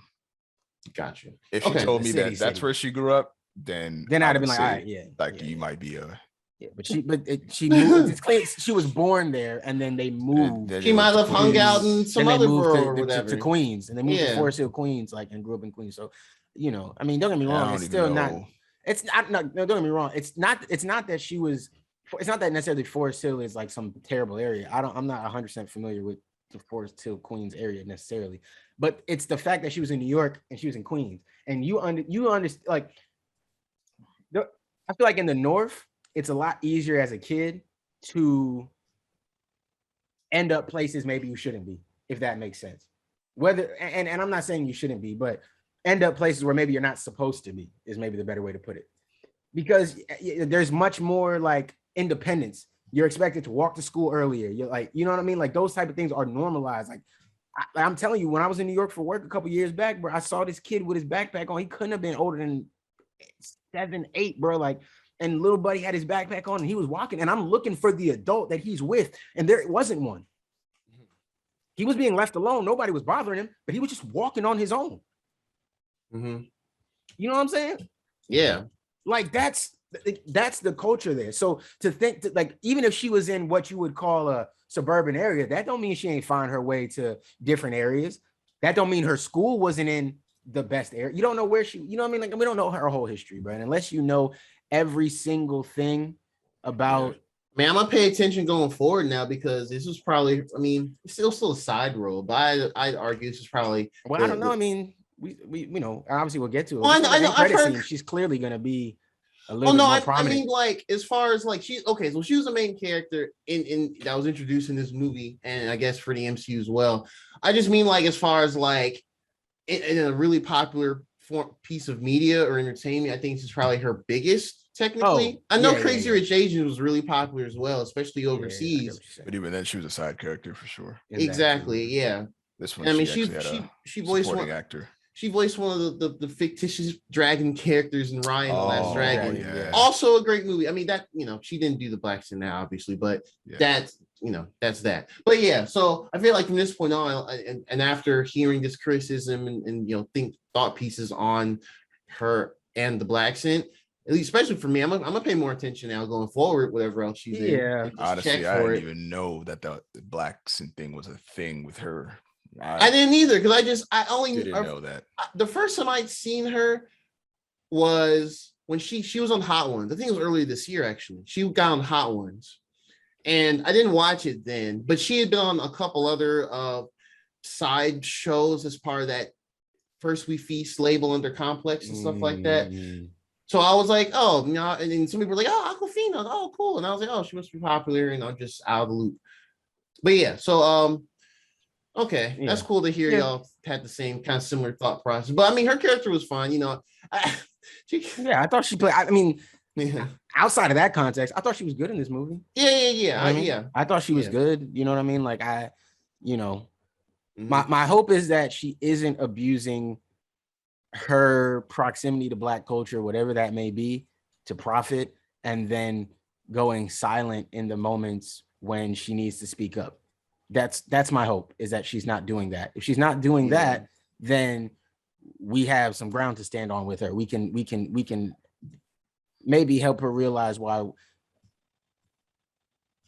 Not say realize, because it can't necessarily, it could be that she's not necessarily doing the wrong thing, but we could help her get to a place where she understands maybe how to best express herself or best explain why she may speak with that accent. You know what I mean? Like I said, if she comes out and she can tell us, like, this is how I grew up, these are my friends, these are the people I grew up around, like these are the people that helped me, when I felt like I couldn't go to my family for things, and then you can understand. And I mean, to my knowledge, she ain't said nigga yet. I don't know if she did or not. I haven't seen that one. Yeah, that's pretty much that's as long as she don't do that's that. The catalyst. That's the threshold. I ain't see her do that. As long as she didn't do that, I feel like, hey, there's a chance to converse and figure out where this come from, or what the issue is. You know what I mean? Or why people are up in arms about it. Exactly. So, but I mean, that aside as well, I think pretty much all the actors that played their main roles were great. I think they cleaned up the Iron Man 3 stuff well enough. I mean, we kind of knew that dude that was playing the Mandarin character in Iron Man 3, at the end of that movie, turned out he was just a goofy actor stand-in, but we just didn't know anything else about the 10 Rings back then. So it was just kind of like okay, Iron Man 3 is weird tonally. but yeah, they did that. Also liked when Wenwu, or the Mandarin technically, but Wenwu, Tony Leung's character, which I need to watch more stuff with him in it, because he's really good. Yeah, I'm gonna look up more stuff with him in it. But yeah, when they were sitting down, when they all came back, he was explaining, I go by many names, and it's like, it's just funny. Americans were scared of the terrorist thing with the one guy calling himself the Mandarin. Like, why would you name yourself after an orange? And I think personally that, not personally, but I think that was kind of like their writing taking a jab at the comic accurate the Mandarin, because that's a freaking Chinese caricature type of a name that was just dated. Clearly, some old white folks back then just wrote that in. Right. That character now it's just like he's just Wenwu, father, thing and everything. So why would I name myself after an orange? Right, which is funny because it's that was hilarious. That's like the most like hilarious. Let's take a jab on the Western culture of our culture thing of all time. Yeah. That was nice. Good. It was good. Yeah. Why would I have ever called myself that? Like, that was really good. When I think about it, like, I wonder, and I know we're not the people to make those comparisons, and I'm not saying that this is the case, but as Black people, when like you get a Black movie that really understands Black people, if you feel that connection, like, they get it, somebody got it, and then you can almost see that little bit of extra excitement that comes out of the actor in that moment when they get to really like make a good point, or like drive something home. I could almost see that same type of thing with Wenwu in that moment when he was just like, why would I name myself after an orange? Like almost like he felt like to be able to be like, yeah, that was always stupid. Like that never made sense. Asian people always looked at that like that was a dumb name for a villain character. You know what I mean? And it's just like, oh, like I could relate to how he looked in that moment. He looked like he just had a little extra joy saying that line. And I loved it, man. I loved it. Man, he fucking killed his Wendy, bro. I feel like he stole. I feel like he stole the show, kind of. He stole a little bit, man. It sucked that, you know, spoiler. It's like he died at the end. I feel like that could have been a little different, where like he kind of I don't want to say let himself get captured by that evil spirit, but it felt like it almost seemed convenient enough for him to just get caught when he could have done something with the rings, maybe got out of it. Yes. But I think at that point, I think he was just kind of reaching the acceptance of like, okay, my son's telling me that my wife, his mother, is not behind this big ass door. So I just accepted maybe, and I think after they fought too, and we saw Shang-Chi's like kind of short, remembering his mother's martial arts style, and being that's how that she met when from very beginning and was able to kind of deflect all the 10 ring type stuff. Right. He was just kind of like, okay, I think you're ready, and just gave them to him. Yeah. But man, them 10 rings, I got, bruh, yo. That dumb shits are fire. I don't know whose idea it was to not make 10 regular ass rings and make them the arm bracelet type thing. Smart. That person's a genius. Smart motherfucker, man. That shit is cool. All the cool shit he was doing with those, stepping on them, but they're flying around. Man, just really fucking cool. All right, so I guess we could kind of. So, all right, two things. With the rings, right? Like. Do the rings give you like immediate, like some extra knowledge so you know how to use them, or? Yeah, he did kind of just know how to. He looked like he was better at using the rings than his dad, who had been holding them for years. Thousands. I think it was thousands. Yeah. Well, I think it's because we saw in some parts of the movie before his mom, got killed or died, trying to defend herself and everything. She did teach some of her martial arts to him when he was a child, but since she died so soon, and he, Wenwu just took him under his wing, just trained him from his angle of fighting. So I think he always innately had that kind of. I don't know what the martial arts style that it was imitating or was, but that seemed like a more free flowing. I'll be honest, it's like water bending and air bending from like Avatar. Like, I can see that. Yeah, and that's more like a free flowing, like kind of going instead of like being like really brash and just often it's more of a defensive type of reactionary type of fight style. So I think him grabbing it that quick, I was like, wow, you picked it up way quicker than I thought. way quicker. Like, well, the mom when they were that scene where the mom and dad were fighting, or they're basically dancing. They were fighting. Yeah. She had control of the rings ever so often, and she was doing some things that he hadn't done with the rings, like that. The little Kamehameha ring blast. Yes. She did that low key was a Kamehameha. And they fucking referenced that in the. Oh, she did. She called it that. She did, man. She did. Wow. I appreciated that so much. This Kamehameha blast. I was like, and you know what? I really appreciated the end conversation. And obviously, we're just jumping around, guys. So just that's fine. But, I really appreciated that end scene of them like sitting down and just telling their friends everything they did. Like no bullshit. Just like no, they're just sitting there like, all right, and they're just like, yeah, whatever, bro. Like y'all are bullshitting. Why did y'all come with this elaborate story to lie to me? Like y'all are idiots. What are you talking about? And then, because I think what it does, it's like it shows us like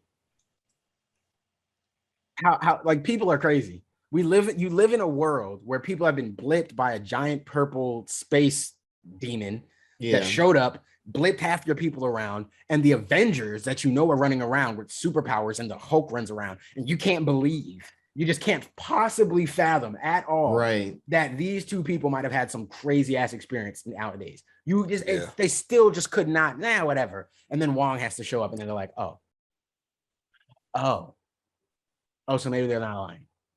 And I get it, like they've known he was calling himself Sean, Yeah, like, I You think know. they all grew. I think they all were like high school and then Yeah, maybe so- college friends. Yeah. Yeah, I think it said high. It definitely said high school. So Mhm. you knew that they had known each other for a while, and obviously they had developed some sort of like uh ideas about each other or what they would do or not do.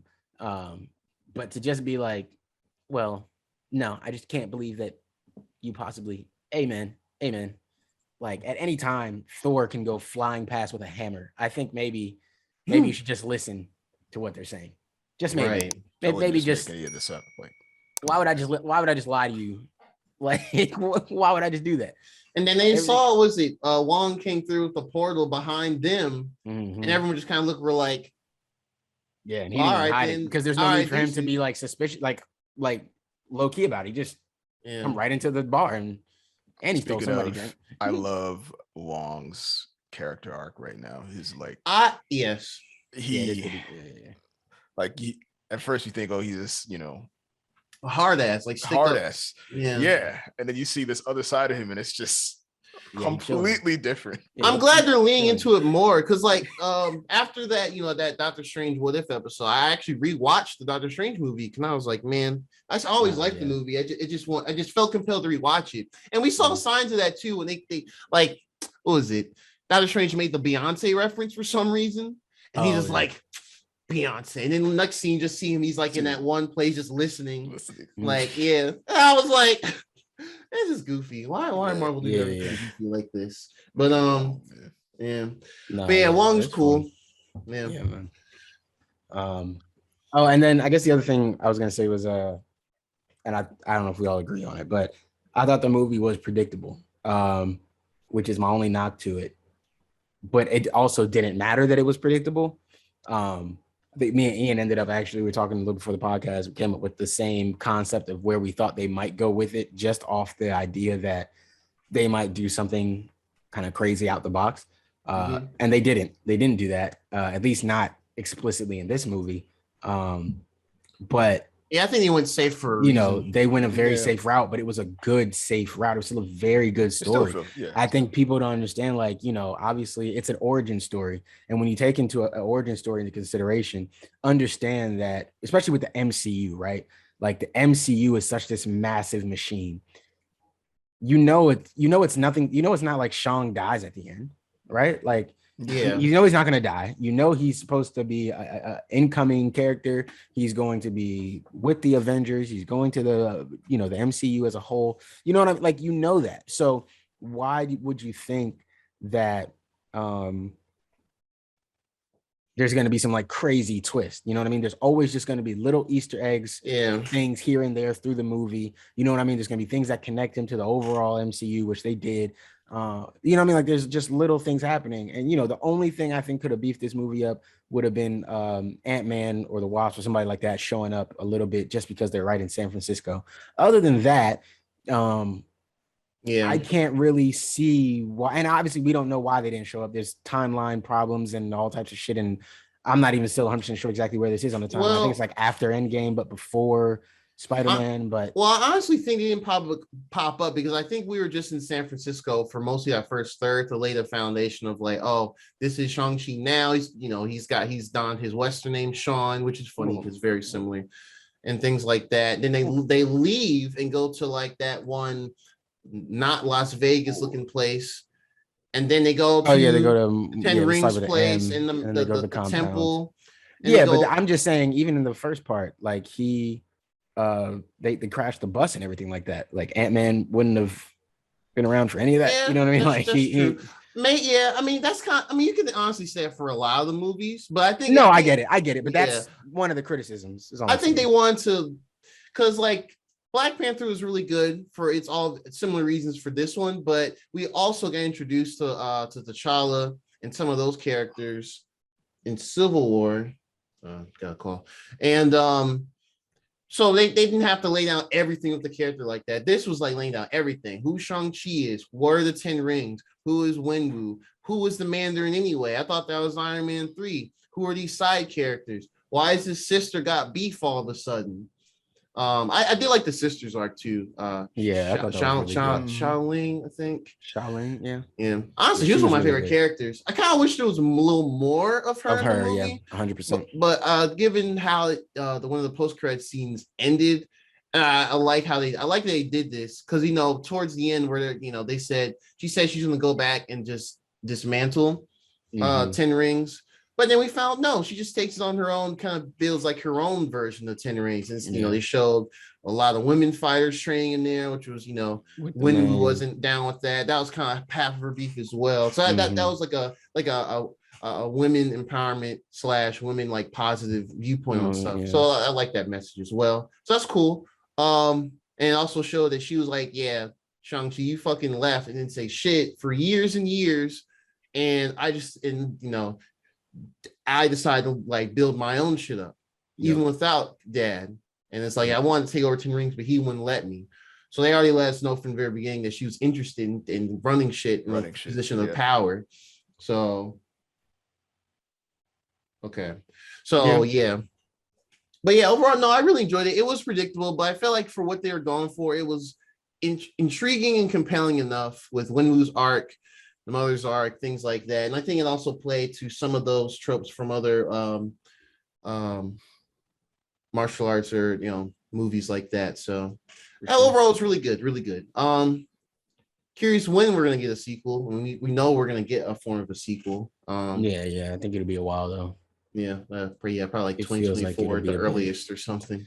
Yeah, it just feels like it'll be a bit before we see Shang-Chi again in a solo film. I think we'll see him again, obviously, through like other ones, but as a solo one, I think it's we're probably not going to see him again solo for a while. Mm-hmm. Oi, Ian. Oi, lad. Oi, bruv. Did you watch the movie, bruv? Yeah, I watched it. Did you watch it, lad? Yeah, I did watch. Did you see a particular scarf in it? Did you, bruv? Oh Jesus! Oh, there was in it, bruv. Oh, oi, what scarf was that, lad? Was it a Man U? Oh yeah, no, nigga, it was Liverpool. When did Iron Man come out? 2006, 8. The first Iron Man. Liverpool has been there since then. They were watching a Liverpool game on the TV. He had a Liverpool scarf before, and he's still here. Liverpool is the only team still in it. Liverpool's the biggest club in the world. I don't want to hear from the rest of you niggas. I don't want to talk to the rest of you niggas. Only don't support real MCU. clubs. You're all little clubs. Y'all not in the MCU, and y'all don't have a MCU villain / actor person in the MCU who has Liverpool. Fuck it. No other club is in these movies. Fuck it. We win. Bunch of bandwagons, whatever. Who bandwagoning? Boy, you sick. Boy, I've been through some dark times. You don't know shit. Boy, please. All right. All right, man. You understand. I've been through some tough sports times, bro. Some tough times. I'm just saying, man, Liverpool, the biggest club in the world. If you didn't know, now you know. You like Shang-Chi a lot. And I know you like Trevor. I know y'all like Trevor. So, he was funny. And he led them to Tai Lao. So, yeah, bro. You can't front on me no more. I'm just saying. Liverpool forever. So next week when I have to watch a game or something, just remember who you're talking about. Just all right. Ratings. Unless y'all got anything else in the movie, I don't know anything else you want to talk about. Because I loved it overall. We already said the fight scenes were amazing. I mean, really, I'm gonna just say up front, just say 9 out of 10. Yeah, I'm with you. 9 out of 10. Just really, really, really strong movie. Yeah. Really fresh for the most part, as far as like new characters, new power, weaponry, and things, introducing new stuff. This late in the game, especially, I'm sure most people checked out after Endgame, understandably so. Yeah, as we said, what might happen. Yeah. Yep. So yeah, really enjoyed it. Yeah, man, bring on Eternals in November. Just to be different, I'll say 9.5 out of 10. Okay, all right. I'll throw the 0.5 in there. 0.5. All right. Give him a little extra shake. All right. That's nice. A strong 9.5. Generous of you. Docked 0.5 just because it's predictability. Yeah. Actually, no. You know what? Not even that. I docked 0.5 because of how fast he picked up the rings. Okay, that's fine. Like that was nuts. And how fast old girl became an expert at shooting bow and arrows. Yes, thank you. Yeah, I did forget about that. Yeah, she did. What she mentioned that was so convenient in the movie. Like, So Yeah, I just picked it up, and now all of a sudden I can do Yeah. this, which is crazy. Because within like a day or like within 2 days. yeah, 2 Of days. shooting arrow training. I've tried shooting an arrow at like the little Ren fairs. Them shit's It ain't hard. easy. And I was trashing it. And it was only like Yo, 25, 30 feet away.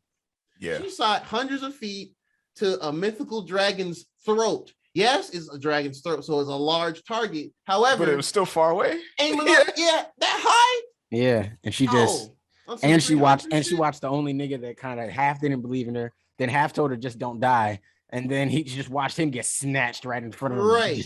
His whole And guy. she could have used that an arrow to save him. Yeah, Which she would have didn't. probably would have been a little hard because he was there too. She could have shot him. Probably would have shot him by accident and then Yeah, fucked yeah. him up, and then she would have been like, all right, I'm not gonna miss the next one.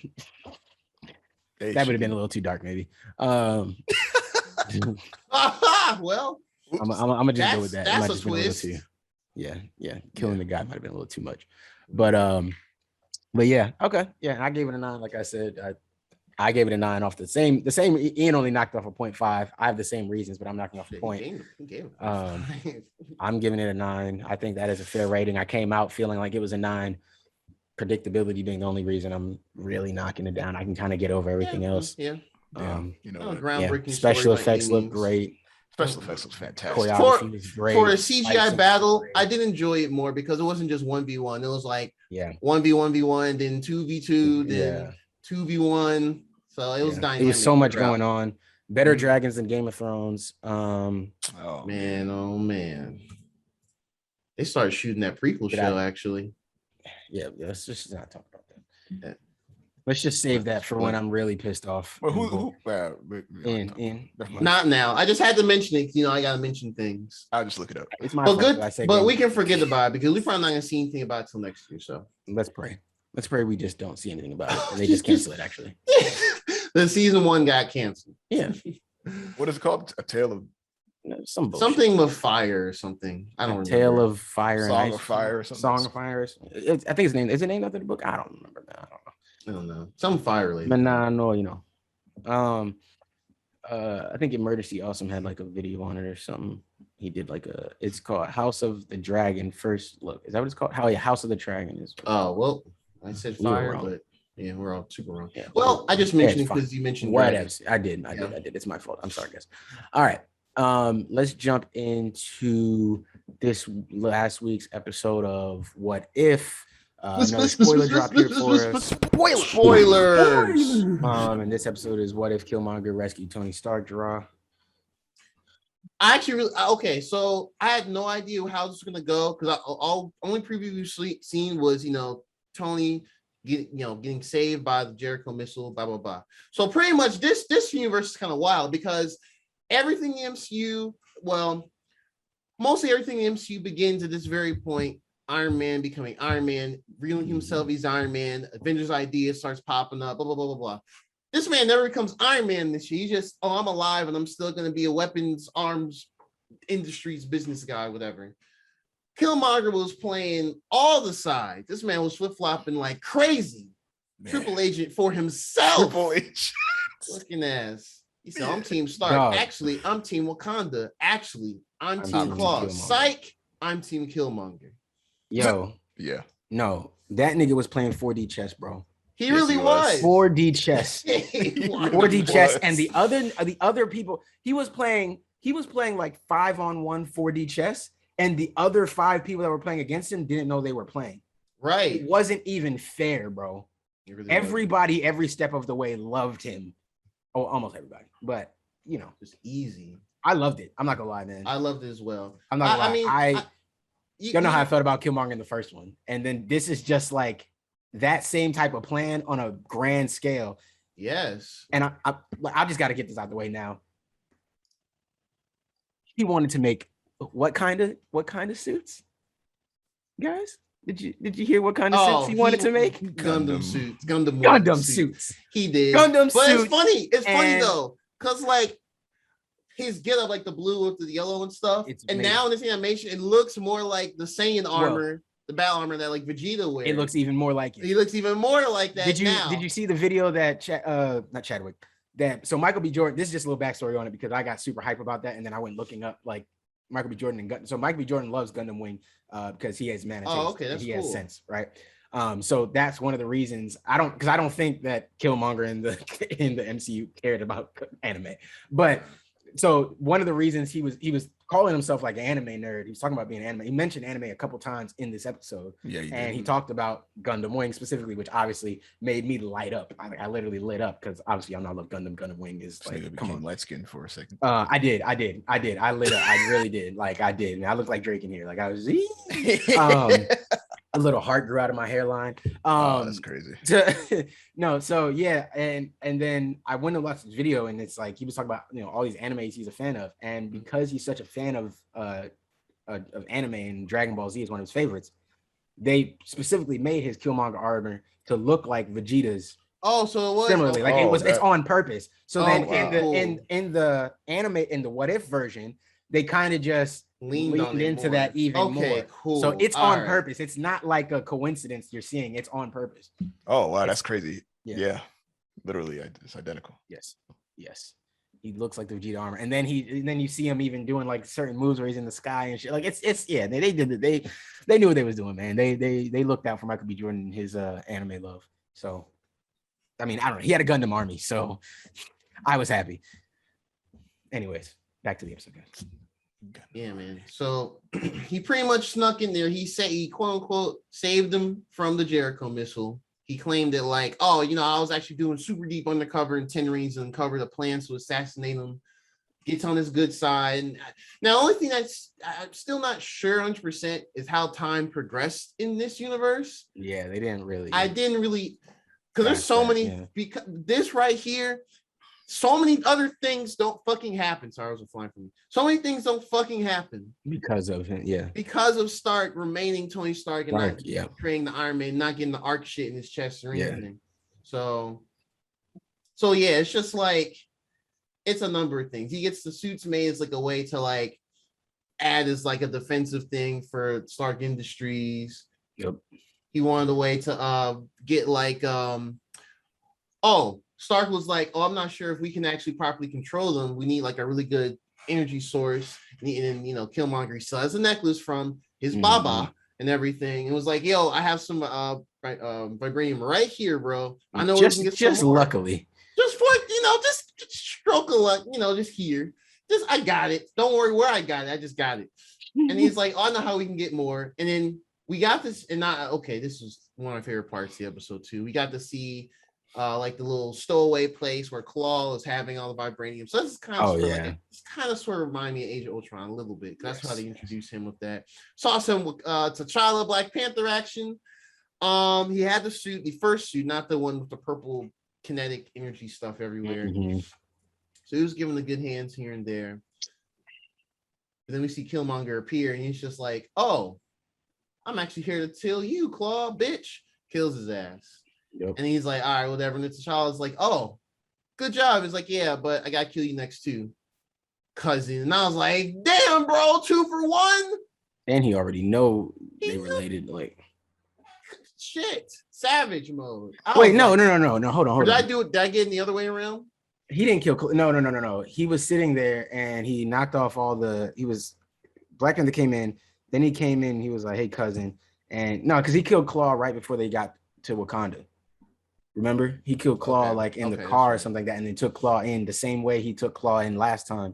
And then it was like, I brought a criminal, somebody you guys would, because everything in the MCU, like you said, happened the exact same way up till that point. So, Killmonger still in that, and you got to think Killmonger still knows that T'Chaka killed his father. So T'Chaka is alive in this, because other things didn't happen, right? Right. Yeah. Civil War stuff didn't happen. Yeah. So yeah. Yeah. Oh, that's right. Now I remember. He came through emitting like this high frequency thing. Yeah, the thing that he took from Tony. Yeah, the thing he took from Tony. And he just shot him with like a final blast and just knocked him out. Smoked T'Challa like it was nothing. Crazy. No trace of blood from him or anything.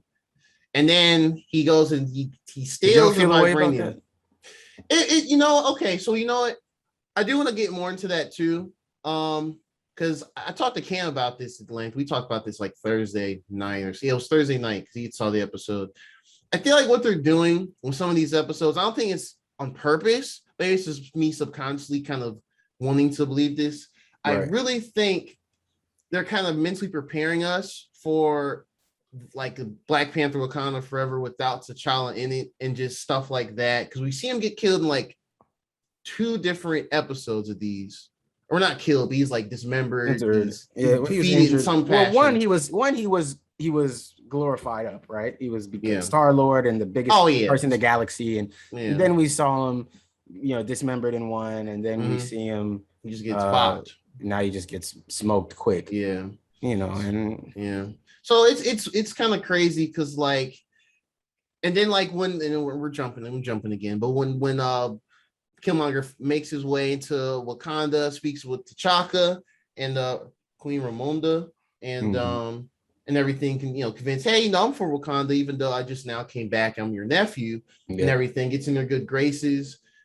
He takes the herb and goes into the ancestral plane, and that at that point when T'Challa appears, it's like, was this really worth it, cousin? I was like, man, look, what are y'all doing?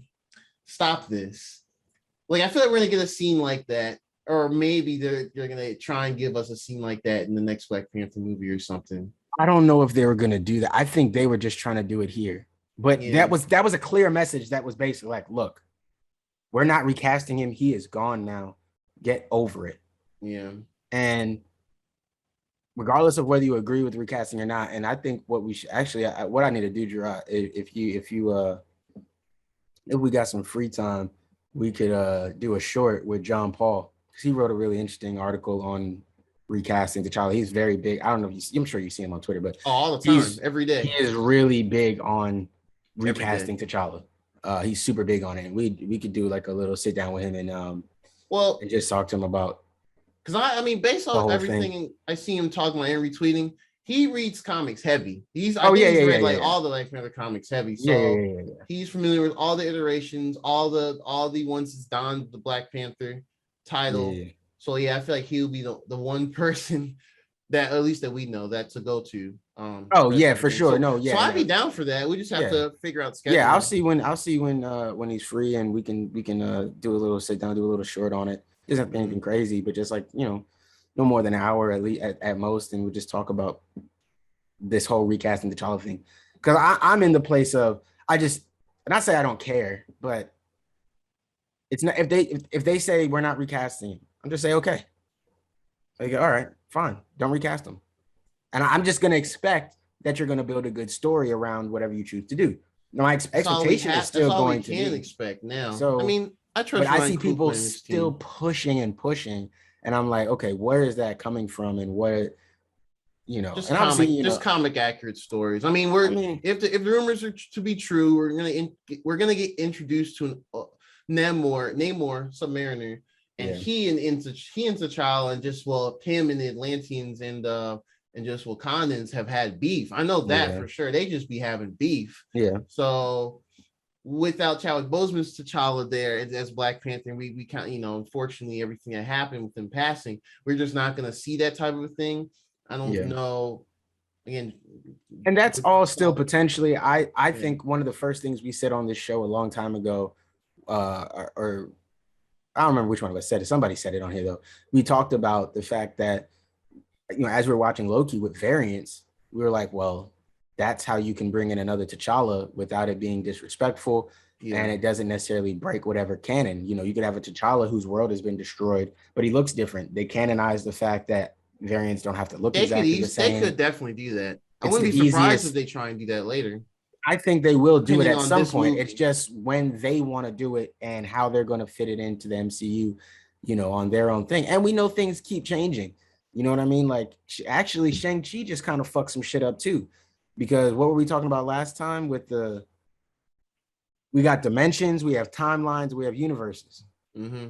And Shang-Chi was like, yeah, this is a different dimension within this universe. Mm-hmm. That same dimension can exist in another universe and on multiple timelines. They could definitely. I'm actually glad you mentioned. So it, it's 'cause I had just that like thought. I'm trying to keep y'all up with how confusing this can get and how Marvel will eventually at some point they can just decide to switch it up and do something different with it, or lean it somewhere else, take it some other direction. So there's no guarantee in how they're going to do anything. So nothing is set in stone. I don't think there's anything wrong with voicing your opinion for wanting him. Oh, but no, at some never been. point, you have to realize, like, look, they're not doing it. And now we have Ryan Coogler, and he's working on this version of it. And let's just see what he comes with. You might love it. I think that's why You're I said committing yourself to hating it before you've even seen it. So that's why I said a while back. I can't, maybe a month or two. I can't remember, but that's why I keep saying, like, I think this Black Panther Wakanda Forever movie is going to be like probably one of the first bigger challenges for just sequels and movies in the MCU. Given him passing, I mean, it's pretty obvious that Shuri is going to take it up to some extent, or at least attempt or whatever. And there, stuff like that. So I think how this movie is made, how it's received and everything will determine the trajectory of Black Panther and Wakanda and everything is introduced for the MCU. So we could very well, if they're like, many weren't really jazzed with this version of what we're trying to do or what we're trying to expand with the world, etc. Maybe we do need a new Black Panther that's like, T'Challa, that character. And we do get the variant played by some other actor. I'll be fine. I'm not into fan casting, so I can't even think of people's names like that. But others probably have. Maybe boy John Paul has done that as well. But they've definitely fan casted lots of stuff like that. So I've seen it, and they don't look bad, Yeah. But anyways, let's back to What If. My bad, guys. My bad. Just something interesting. I think we talked about Chadwick. And we talked about how quick he got how quick he kind of got bopped. He showed up, he handled all the guards, and then Killmonger just smokes him pretty simply, kind of just moves him out the way, And I mean, he kind of moved on. But I mean, for me, and that's why I was kind of leaving it to you guys' thoughts a lot on this episode, because for me, I just like the episode. I like how Killmonger to me, it was a very simple episode. It wasn't like the most deep episode. Killmonger's manipulating situations for his benefit on a much bigger scale than he ever did before, and he's just taking full advantage of it. And I thought it was really cool to see. You know what I mean? Like, and he was like, I even thought it was cool before he killed Rhodey. He looked at him. He was like, we have to become part of the system to fix it. And he was like, nah, we can just burn that shit down. And all that is accurate to both the characters, which I loved. Yeah. And also, that's something I'll expect Rhodey to say. That's something I'll expect Killmonger to say. Yep. So 100%. Yeah.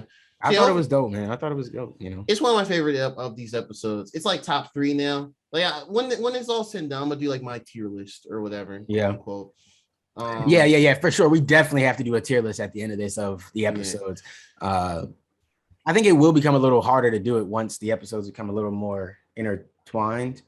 I think so. But because I know it does seem like there is still going to be a point of where these episodes connect eventually. I don't know when or how, but maybe it will just be the final episode. And the watchers gonna be like, all right, y'all fucking shit up here. I'm gonna just pluck you or something. I don't know if that's funny. There could be something like that, and he'll be like, and these were the guard. And then, I mean, because they already told us we're getting to season 2, so they may end this just on like, these people, some event happens, so they all connect, and then it becomes, these are the watchers of the multiverse now or something. You know what I mean? Yeah. They could dub it something like that. I mean, we've got original characters like the Guardians of the Multiverse, whatever. Like Captain Carter's an original character, so completely brand new. Yeah. I'm trying to remember what part of this episode we saw the actual Watcher. Like every episode, he's less of a background silhouette. No, he was like black man face. Yeah. Like, y'all, he man, black. He black. Y'all don't see y'all don't see what he's happening, bro. But I do. Am I gonna do anything about it? No. Emoji. I ain't gonna do shit. I'm gonna watch though. Y'all entertaining as fuck down there. Y'all keep doing y'all thing. He had a concerned face like, man, I could do something, but I could stop this. No, I'm not called the doer. I'm called the watcher. So not really supposed to do that. So I'm gonna just stay in my lane. You know what I'm saying? Mind my business, man. Y'all have fun though. Hey, it's popping over in this other universe though. They mad safe. I don't know what y'all do. safe. He mad safe over here, bro. It's nothing but peace. It's peace and prosperity over here. Everybody's a billionaire in this universe. What are y'all doing? Oh man. That was weird. How young Shuri looked. Yeah. But you got to think about the time placement. That's what also confused me about the time, like how the progression. Of Yeah, time because she in didn't this age. episode.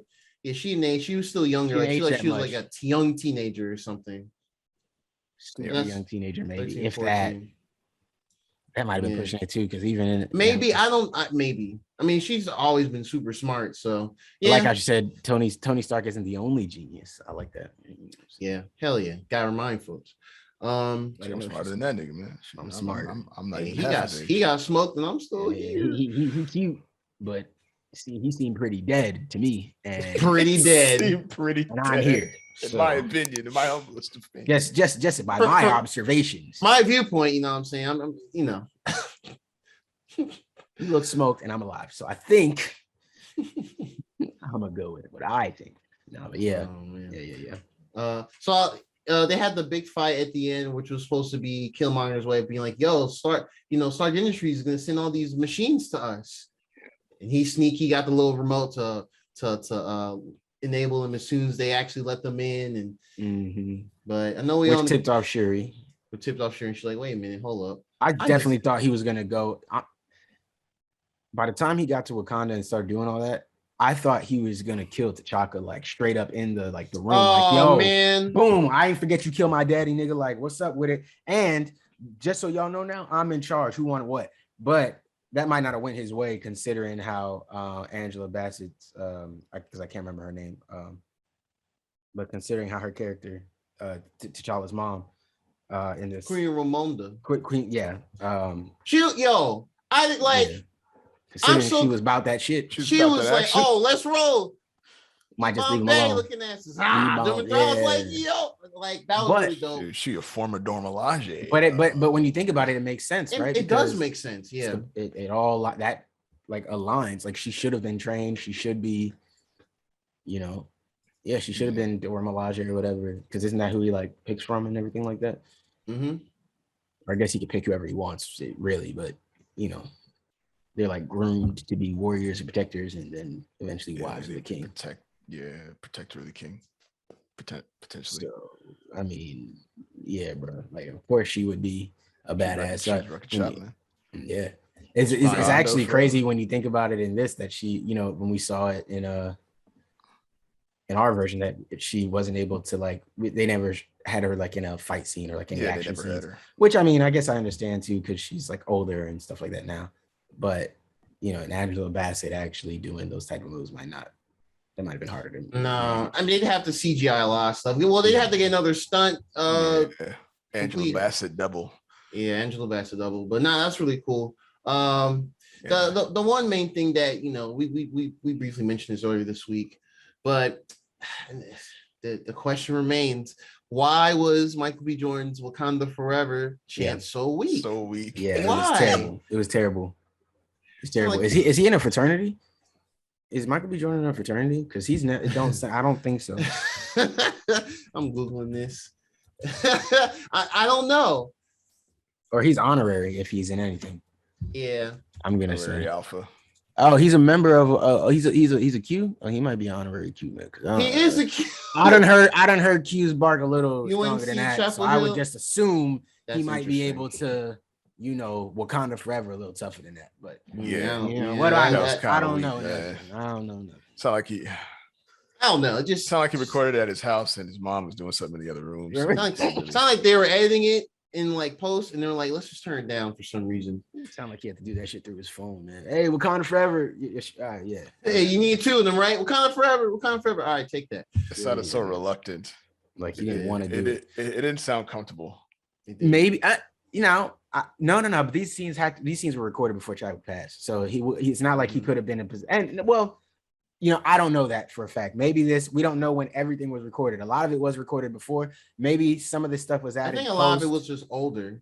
It could have been older, but maybe some of this was added post, and he wasn't feeling as comfortable in that position to shout Wakanda Forever. Maybe they added that in as like a Chadwick shout out to him type thing. because obviously he's not in that episode long enough. So he does the Wakanda Forever this time, and maybe that's something they added in, and it just maybe he just wasn't in the frame of mind, missing Chadwick, being sad about it, being emotional.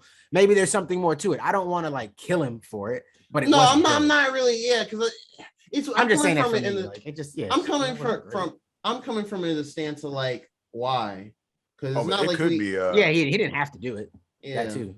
He didn't have to do the Wakanda. It might have been intentional to say, oh, he's not really part of them. He's an outside snake.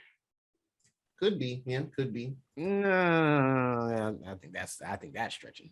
I think that's definitely. I think that's like, oh, it's not he's not really one of us. And here's an example of how he's not. Listen to the way he said Wakanda Forever. Did you like the way that felt? But even in an American accent, he could have done it. Like he could have said it. Wakanda Forever. Wakanda Forever. Yeah, they all outside yelling. Yeah, but I don't know, man. I think he could have done something better, man. The accent really puts the umph in Wakanda Forever, man. It helps, but you can do it better. Saying it in an American accent, it don't sound good. It's not going to sound the same. It can sound better than what he did, bro. It can. And I'm not discrediting anything he may have been going through emotionally, potentially while saying that line. I don't know. So if that is the case, I don't want to come off as disrespectful if we find out down the road that this was a post scene that he had to do and he was feeling emotional while recording it, thinking about Chadwick and everything. I don't want that to be the thing that comes out later and then everybody looks like, we're part of the group that looks like assholes because we weren't sensitive. But what we got was not good. Regardless of the situation, that cry was not a good cry. Like, even if whatever plot point they try to finesse around it, it just didn't work. Sorry. It didn't work out. It wasn't good. Shit happens. We can move on from it. We're not killing him for it. We're not saying Chadwick should never act again because of it, but it wasn't good. Never mind. You think Chadwick should never act again because of it? I don't think. Not Chadwick. Oh, I know what you're going to say. Michael B. ain't really the best actor. Oh, that's not what I thought you were going to say. But I've heard that sentiment before. So he's serviceable. Yeah. Take it for what it is, man. I've heard that sentiment before. That is something that people have said. I'm not gonna say time and time again. I don't think he's a terrible actor. He's not terrible. He sucks, but he's not great either. Yeah. No. I mean, what's his best role? Creed. If I'm being honest. Oh well, I've never seen Creed, so those are good. But I thought he did good. I thought he was good in Creed. I thought he was good in both Creeds. In both Creeds, I think he's been good. I will give him that 100%. I think he's been good in both Creeds. Past that, I don't. Now you're fishing on your own. I'm not sure. I don't know what to tell you. Yeah, man. I don't know. Shout out Michael B. Jordan, man. Yeah, shout out. Shout out Michael B. Jordan, man. Shitting on you. Even though he ain't shitting on you, I think you're a good actor, man. I think you're a good actor. Pretty ass nigga. Fuck that out. Oh boy. Oh, I want to be attractive head ass nigga. Oh, goddamn. Yeah. All right, man. So we all enjoyed What If? Good episode. Any last things on it or anything else you wanted to say on it, discuss on it, whatever? 3 episodes remain. 3? I think so. Yeah, 3 and 7, 8, 9. Yeah, 3 episodes left. Cool. So we got that to look forward to, man. Exciting. Yeah, man. Right. We're all hyped up. Cool. Yeah. Okay. Draw has his sister's birthday party or birthday celebration to get to. I have houses to go look at. Ian has a son to watch. So I'm gonna burn us through Titans season 3, episode 8. I'm gonna burn us through it, and then we're gonna get Ian's thoughts on it. Ian's got some deep dive thoughts on it. No. Go, no. It needs to be said. No, it has to be said. I don't have to be there till 2. I still have an hour of maneuvering. I don't have to be there till 2:30. So I got time. I don't know what draws is. I just want to get through like the episode hot points, and 15, then maybe 15 minutes. Yeah. So okay, cool. So I'll get through the episode hot points, and then you hit us. All right. Sound good? Cool. So let's just run through the episode hot points. We come in. What's easy things? Yeah, we know that Starfire is still having her issues going on. Gar is convinced in finding Jason still. Blackfire and Superboy are fucking now. -1 for Dick They Grayson, be man. fucking. Hey, look, Superboy had to learn something from the master. You know what I'm saying? You pick up something you pick up a little something from your team leader. You feel me? Hey, You know what I'm saying? He was like, Dick, that's how Dick moving. Young man. Let me grab the right other there. sister before he lap her up too, man. Let me grab this sister before, you know what I'm saying? For there's nothing else for us out here, man. So I can't blame Superboy for that. So that happens. That's cool. Then we get to see what I thought was a cool scene, a great introduction again for Tim Drake to come back in. He pulls up on Nightwing unannounced. He pulls up at the Wayne Manor and he's like, yo, I know that you're Nightwing. I know that Bruce is Batman. He's like, and I thought Jason Todd was Robin. There was that Robin who died, but he can't be because I just saw him the other day. And obviously that's the tip that Nightwing needed to keep things going. I thought that was a cool scene, true to Tim's character. He deduct things out. I thought it was cool how they placed him at the circus the night that Dick's parents died.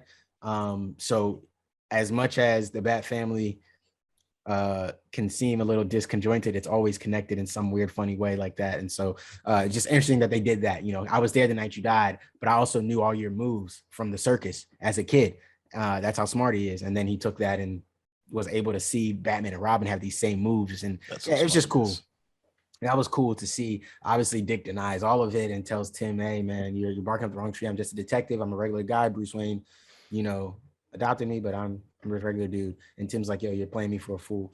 And he's like, all right, man, I'm gonna like, you're gonna see, like, you're gonna let me help you. He's like, basically said, I want to be the next Robin. Basically openly telling Dick, like, hey, I want to be the next Robin. So that goes. We get to see Crane trying to put the water supply in there.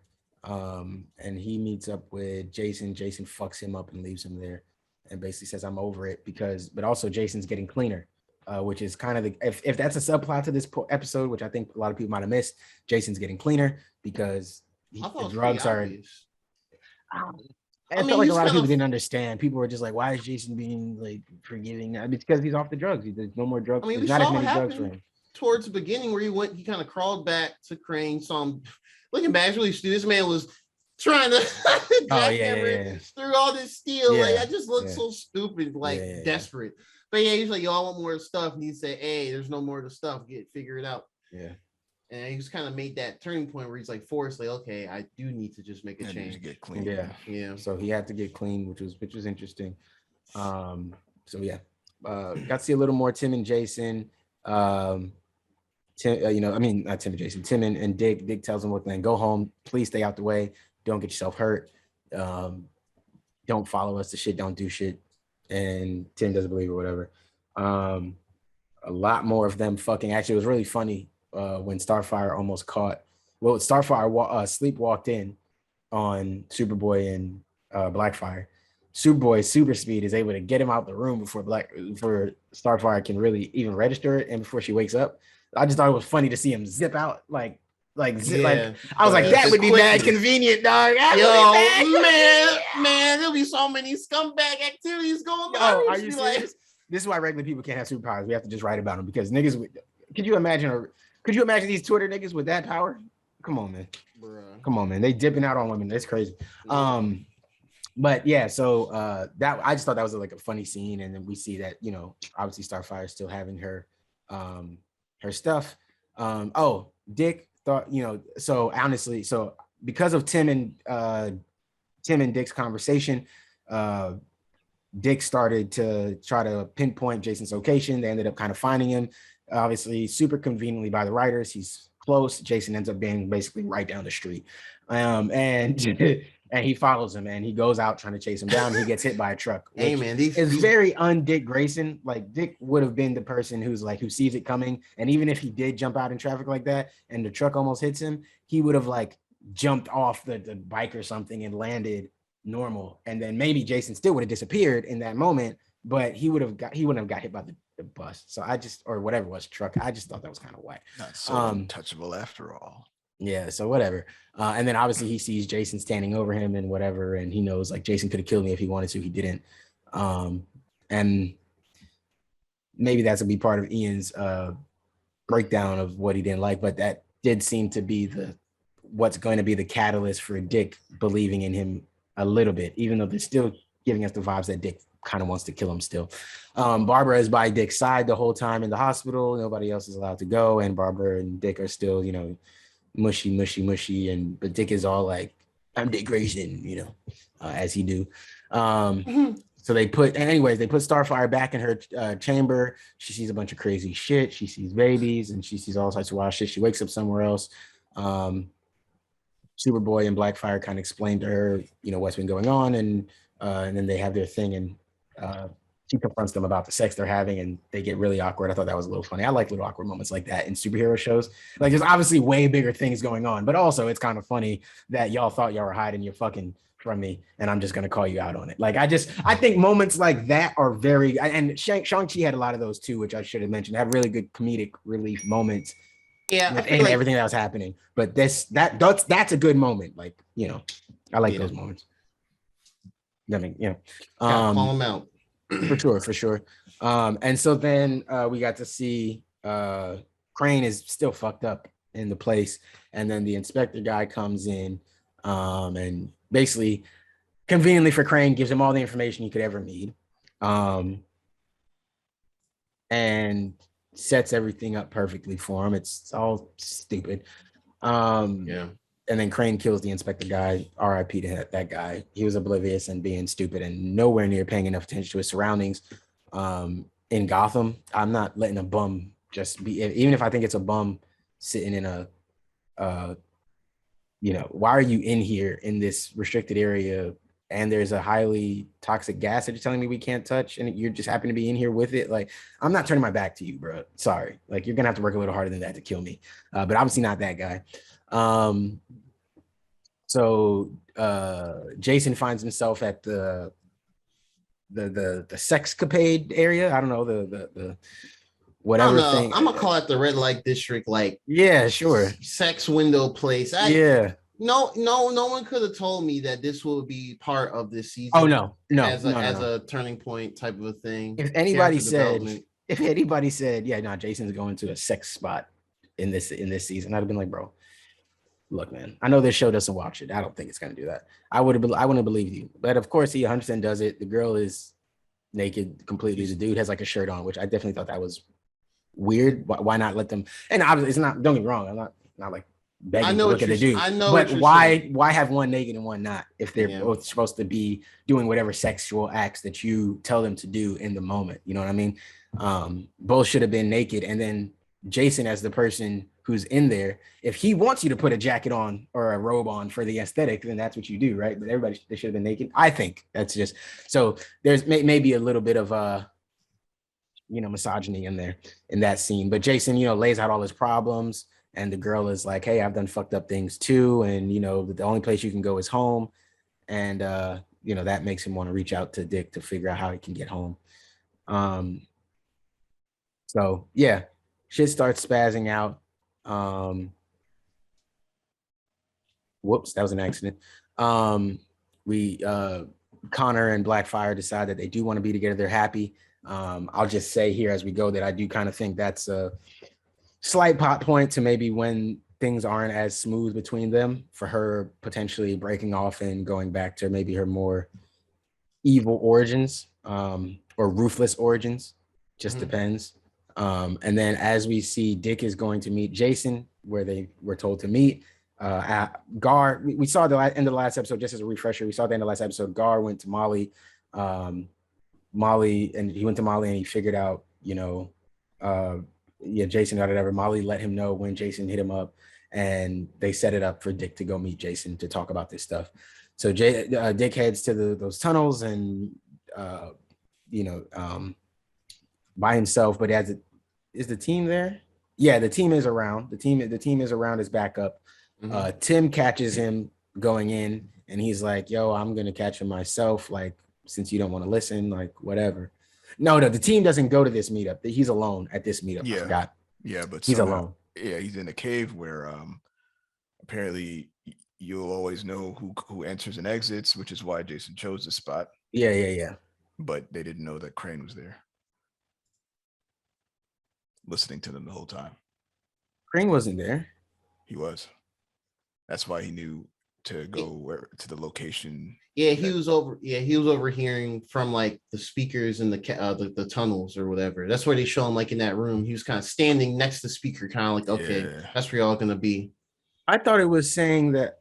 Oh, I thought Crane knew to go there because he decided to track Jason. No, he was overhearing their conversation through the speaker. Mm-hmm.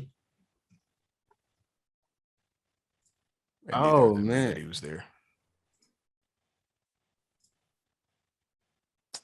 So he left there. It's weird, right? Yeah. I don't remember that. So he left there and he went to, and then he went. So after he left is when he went to the to his mom. Oh, okay. Well, I got that wrong. This was after. Yeah, I believe this was after.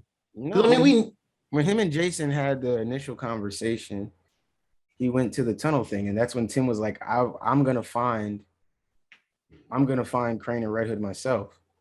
And then he walked off, and Jason went down, and he had the conversation with, Dick went down, had the conversation with Jason, and Jason was like, meet me here tonight. And he was like, all right. Yeah, like, you remember that? Yeah, I remember that.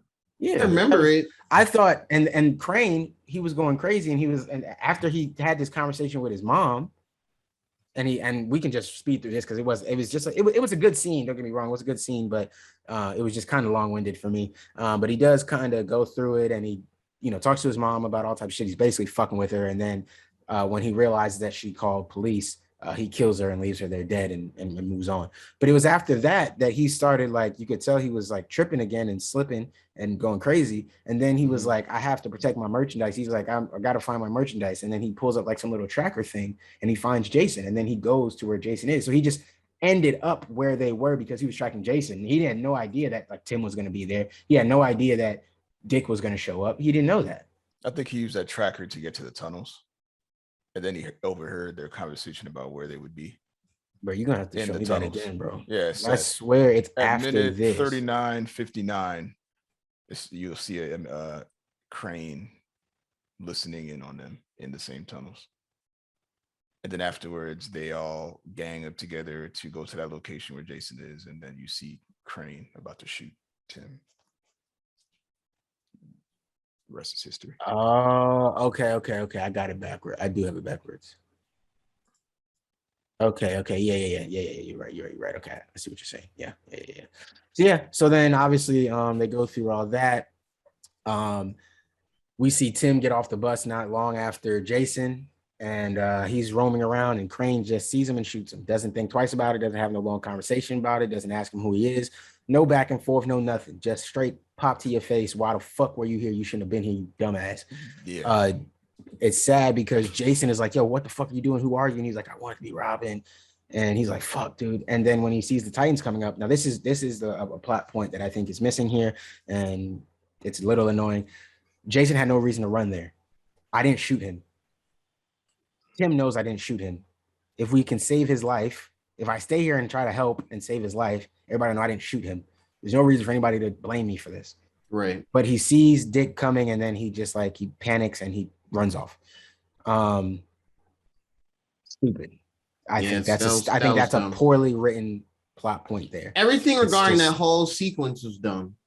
Why was Tim there? Why was Tim there in the first place? Why was he there unarmed, unprepared? Why was he there with no real plan? Yeah, he was just gonna snoop around the whole time. That was a little annoying. And as much as I gave them praise for being true to Tim's character earlier, I feel like it was less true to his character. It's like a second writer came in for that last 5-7 minutes and was like, "Oh yeah, fuck what they did." And just wrote that scene instead. Yeah. So they trip on trying to save Tim, and as they're trying to save Tim, they're also trying to stop Scarecrow and all this type of shit. And Starfire's blast. It allows the gas, the toxins, to be put into Gotham's water, to burn through the steel, allowing it to be put through Gotham's water supply, fucking everything up. And then the hole that was in the mayor's office was obviously, I guess, purposely there. And it wasn't able to be fixed. I wanted to ask about that. Why was that hole in the leak? That was bad writing. They didn't.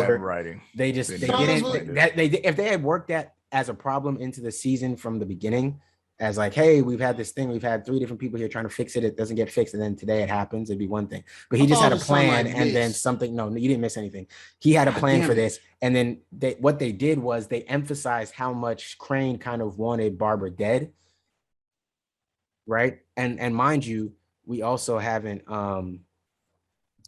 seen Lady Vic in a minute.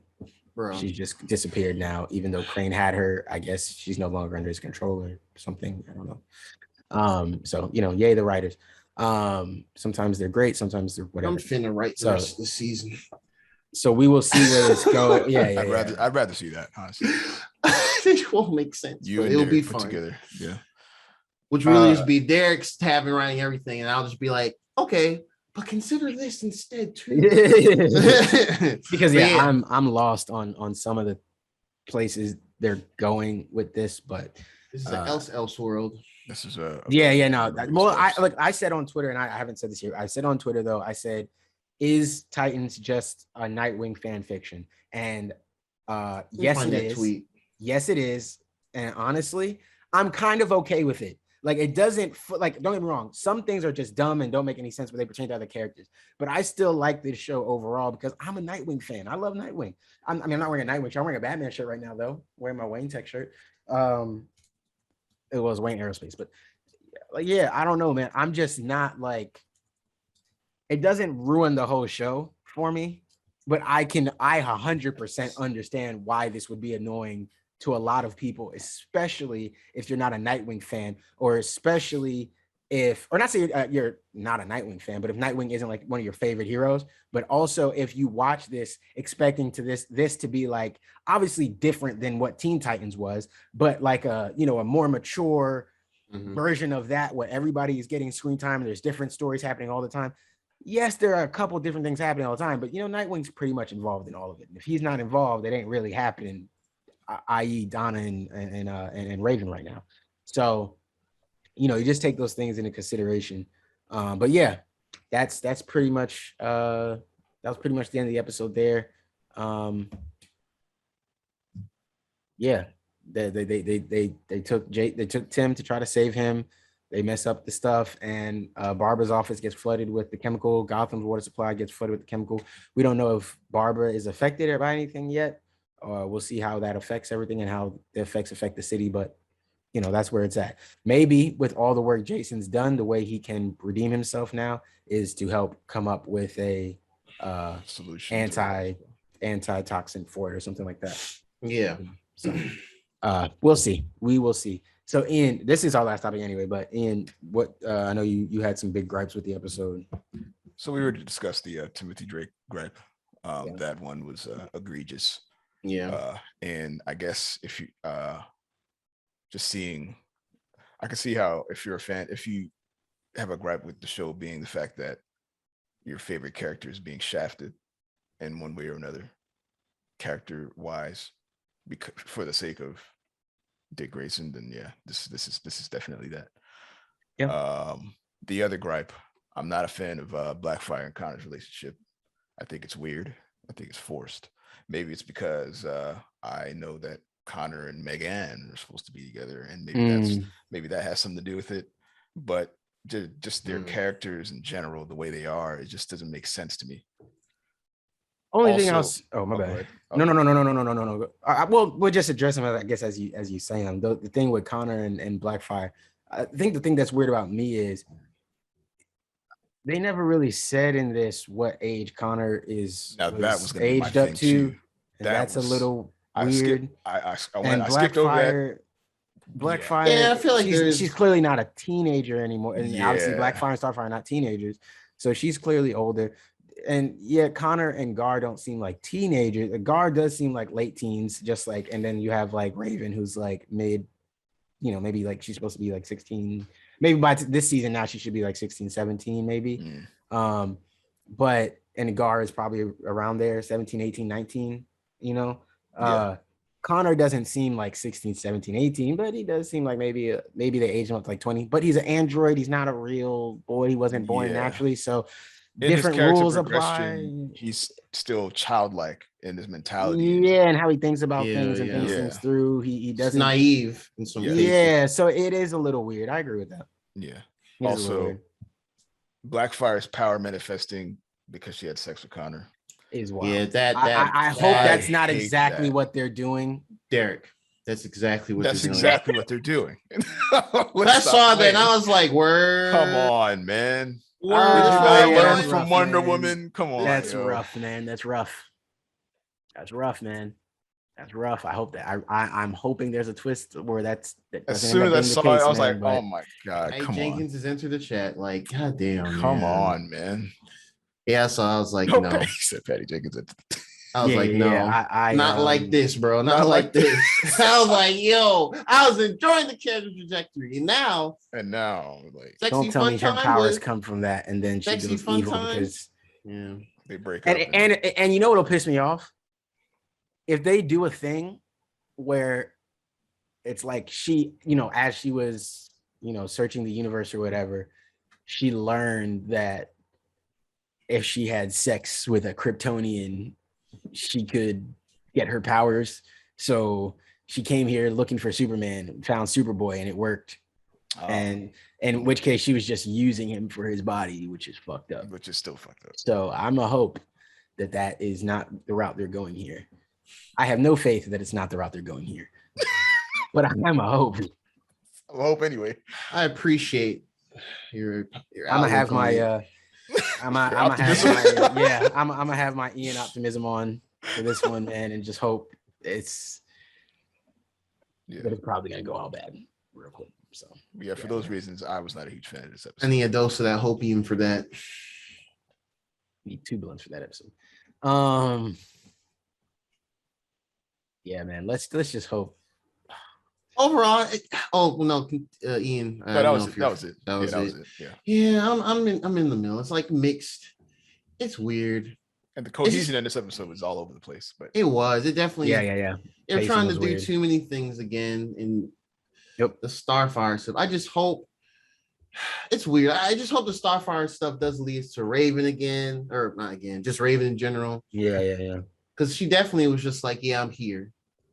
And they're like, okay, we'll leave you here. And even though you said you have control, which you were several episodes in, you clearly don't, but whatever. It's fine. You stay here. No Tamaraneans can fly, as far as I can remember. I don't think they had anything like that so far. But yeah, so what do you mean? Oh, in the show? No, like show. yeah. Tamaraneans can fly. Starfire can fly. Yeah. Oh no, I know that. I'm just talking about in this show. None of them are flying. Oh yeah. No, they haven't flown in this show. Yeah. It would be crazy if that was her, like, man, if Starfire, like, these dreams are her manifesting like her ability to fly or something like that. Her ability to fly coming to fruition. That'd be kind of fire. I'd be down with that. Interesting. Mm-hmm. Yeah. That would pique my interest. But she cool has to guys. smash Connor too. Stop this. To be able to fly. Stop this, man. Stop this. Anyway, let's do a big no on that one. Let's just come on, man. Not Anna. Not my girl Anna. Man. I ain't gonna do her like that, man. Well, let's Connor, but also that would be fucked up because Connor's like a little brother. So then, I don't think that's gonna be a thing for her. She treats Connor like a little brother, like and Gar, like she's both of them like little brothers. So I don't think it's gonna be that. And you got to think she's also like a leader on the team. You know what I mean? Like she's a leader up there. She's up there with Nightwing. Her and Nightwing are like. I mean, even though she did join like late and weirdly, but still, her and Nightwing are they know they in charge. They go to her. They rely on her. That's what I mean. Yeah, they're the mom and dad of the they the mom and dad of the group. So, everybody looks to them for that. So it'd be really odd for her to mess with one of them other than Dick. Like, Well, let's just hope this is the low point of the season and it'll pick back up next week. Yeah, I'm gonna hope so too. I mean, there was some cool actions. I like the action scene. I will say that the action scene at the end, not at the end. When they were kind of fighting at first, it wasn't terrible. Or like how they did the action scene last week was good, but it's just just there's some definitely major misses on story beats in this episode.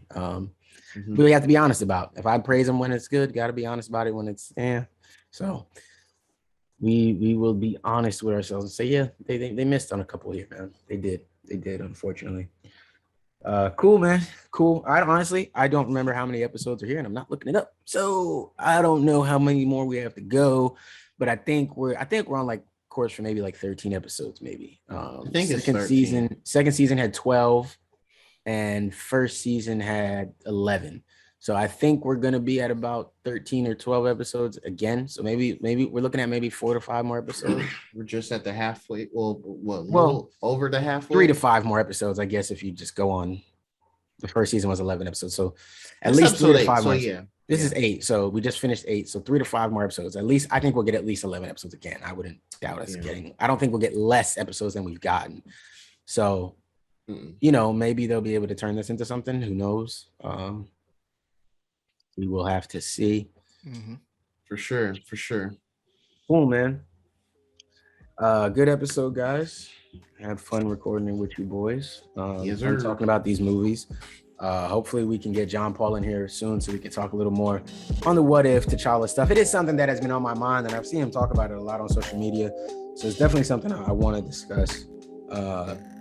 And it's one of those things that I feel like it's an ongoing conversation. But right now, with all the Black Panther stuff coming out with What If, and then just all the conversation around it, it just seems like maybe the right time. So we'll work that out for you guys, and hopefully we can get that to you pretty soon. Hopefully you guys enjoy this episode. Don't forget to go grab Kina Bridge of Spirits, 2 days, $40 pre-order. I think that's well worth the price already, just based on what we saw. So you guys go pick that up. Man, appreciate y'all for listening. Good episode, boys. Appreciate y'all for being here. As always, like, share, comment, subscribe. Most importantly, enjoy. It's been 2 Ugly Nerds, but there's 3 of us as always. Peace. We out of here. Ian put up a fork.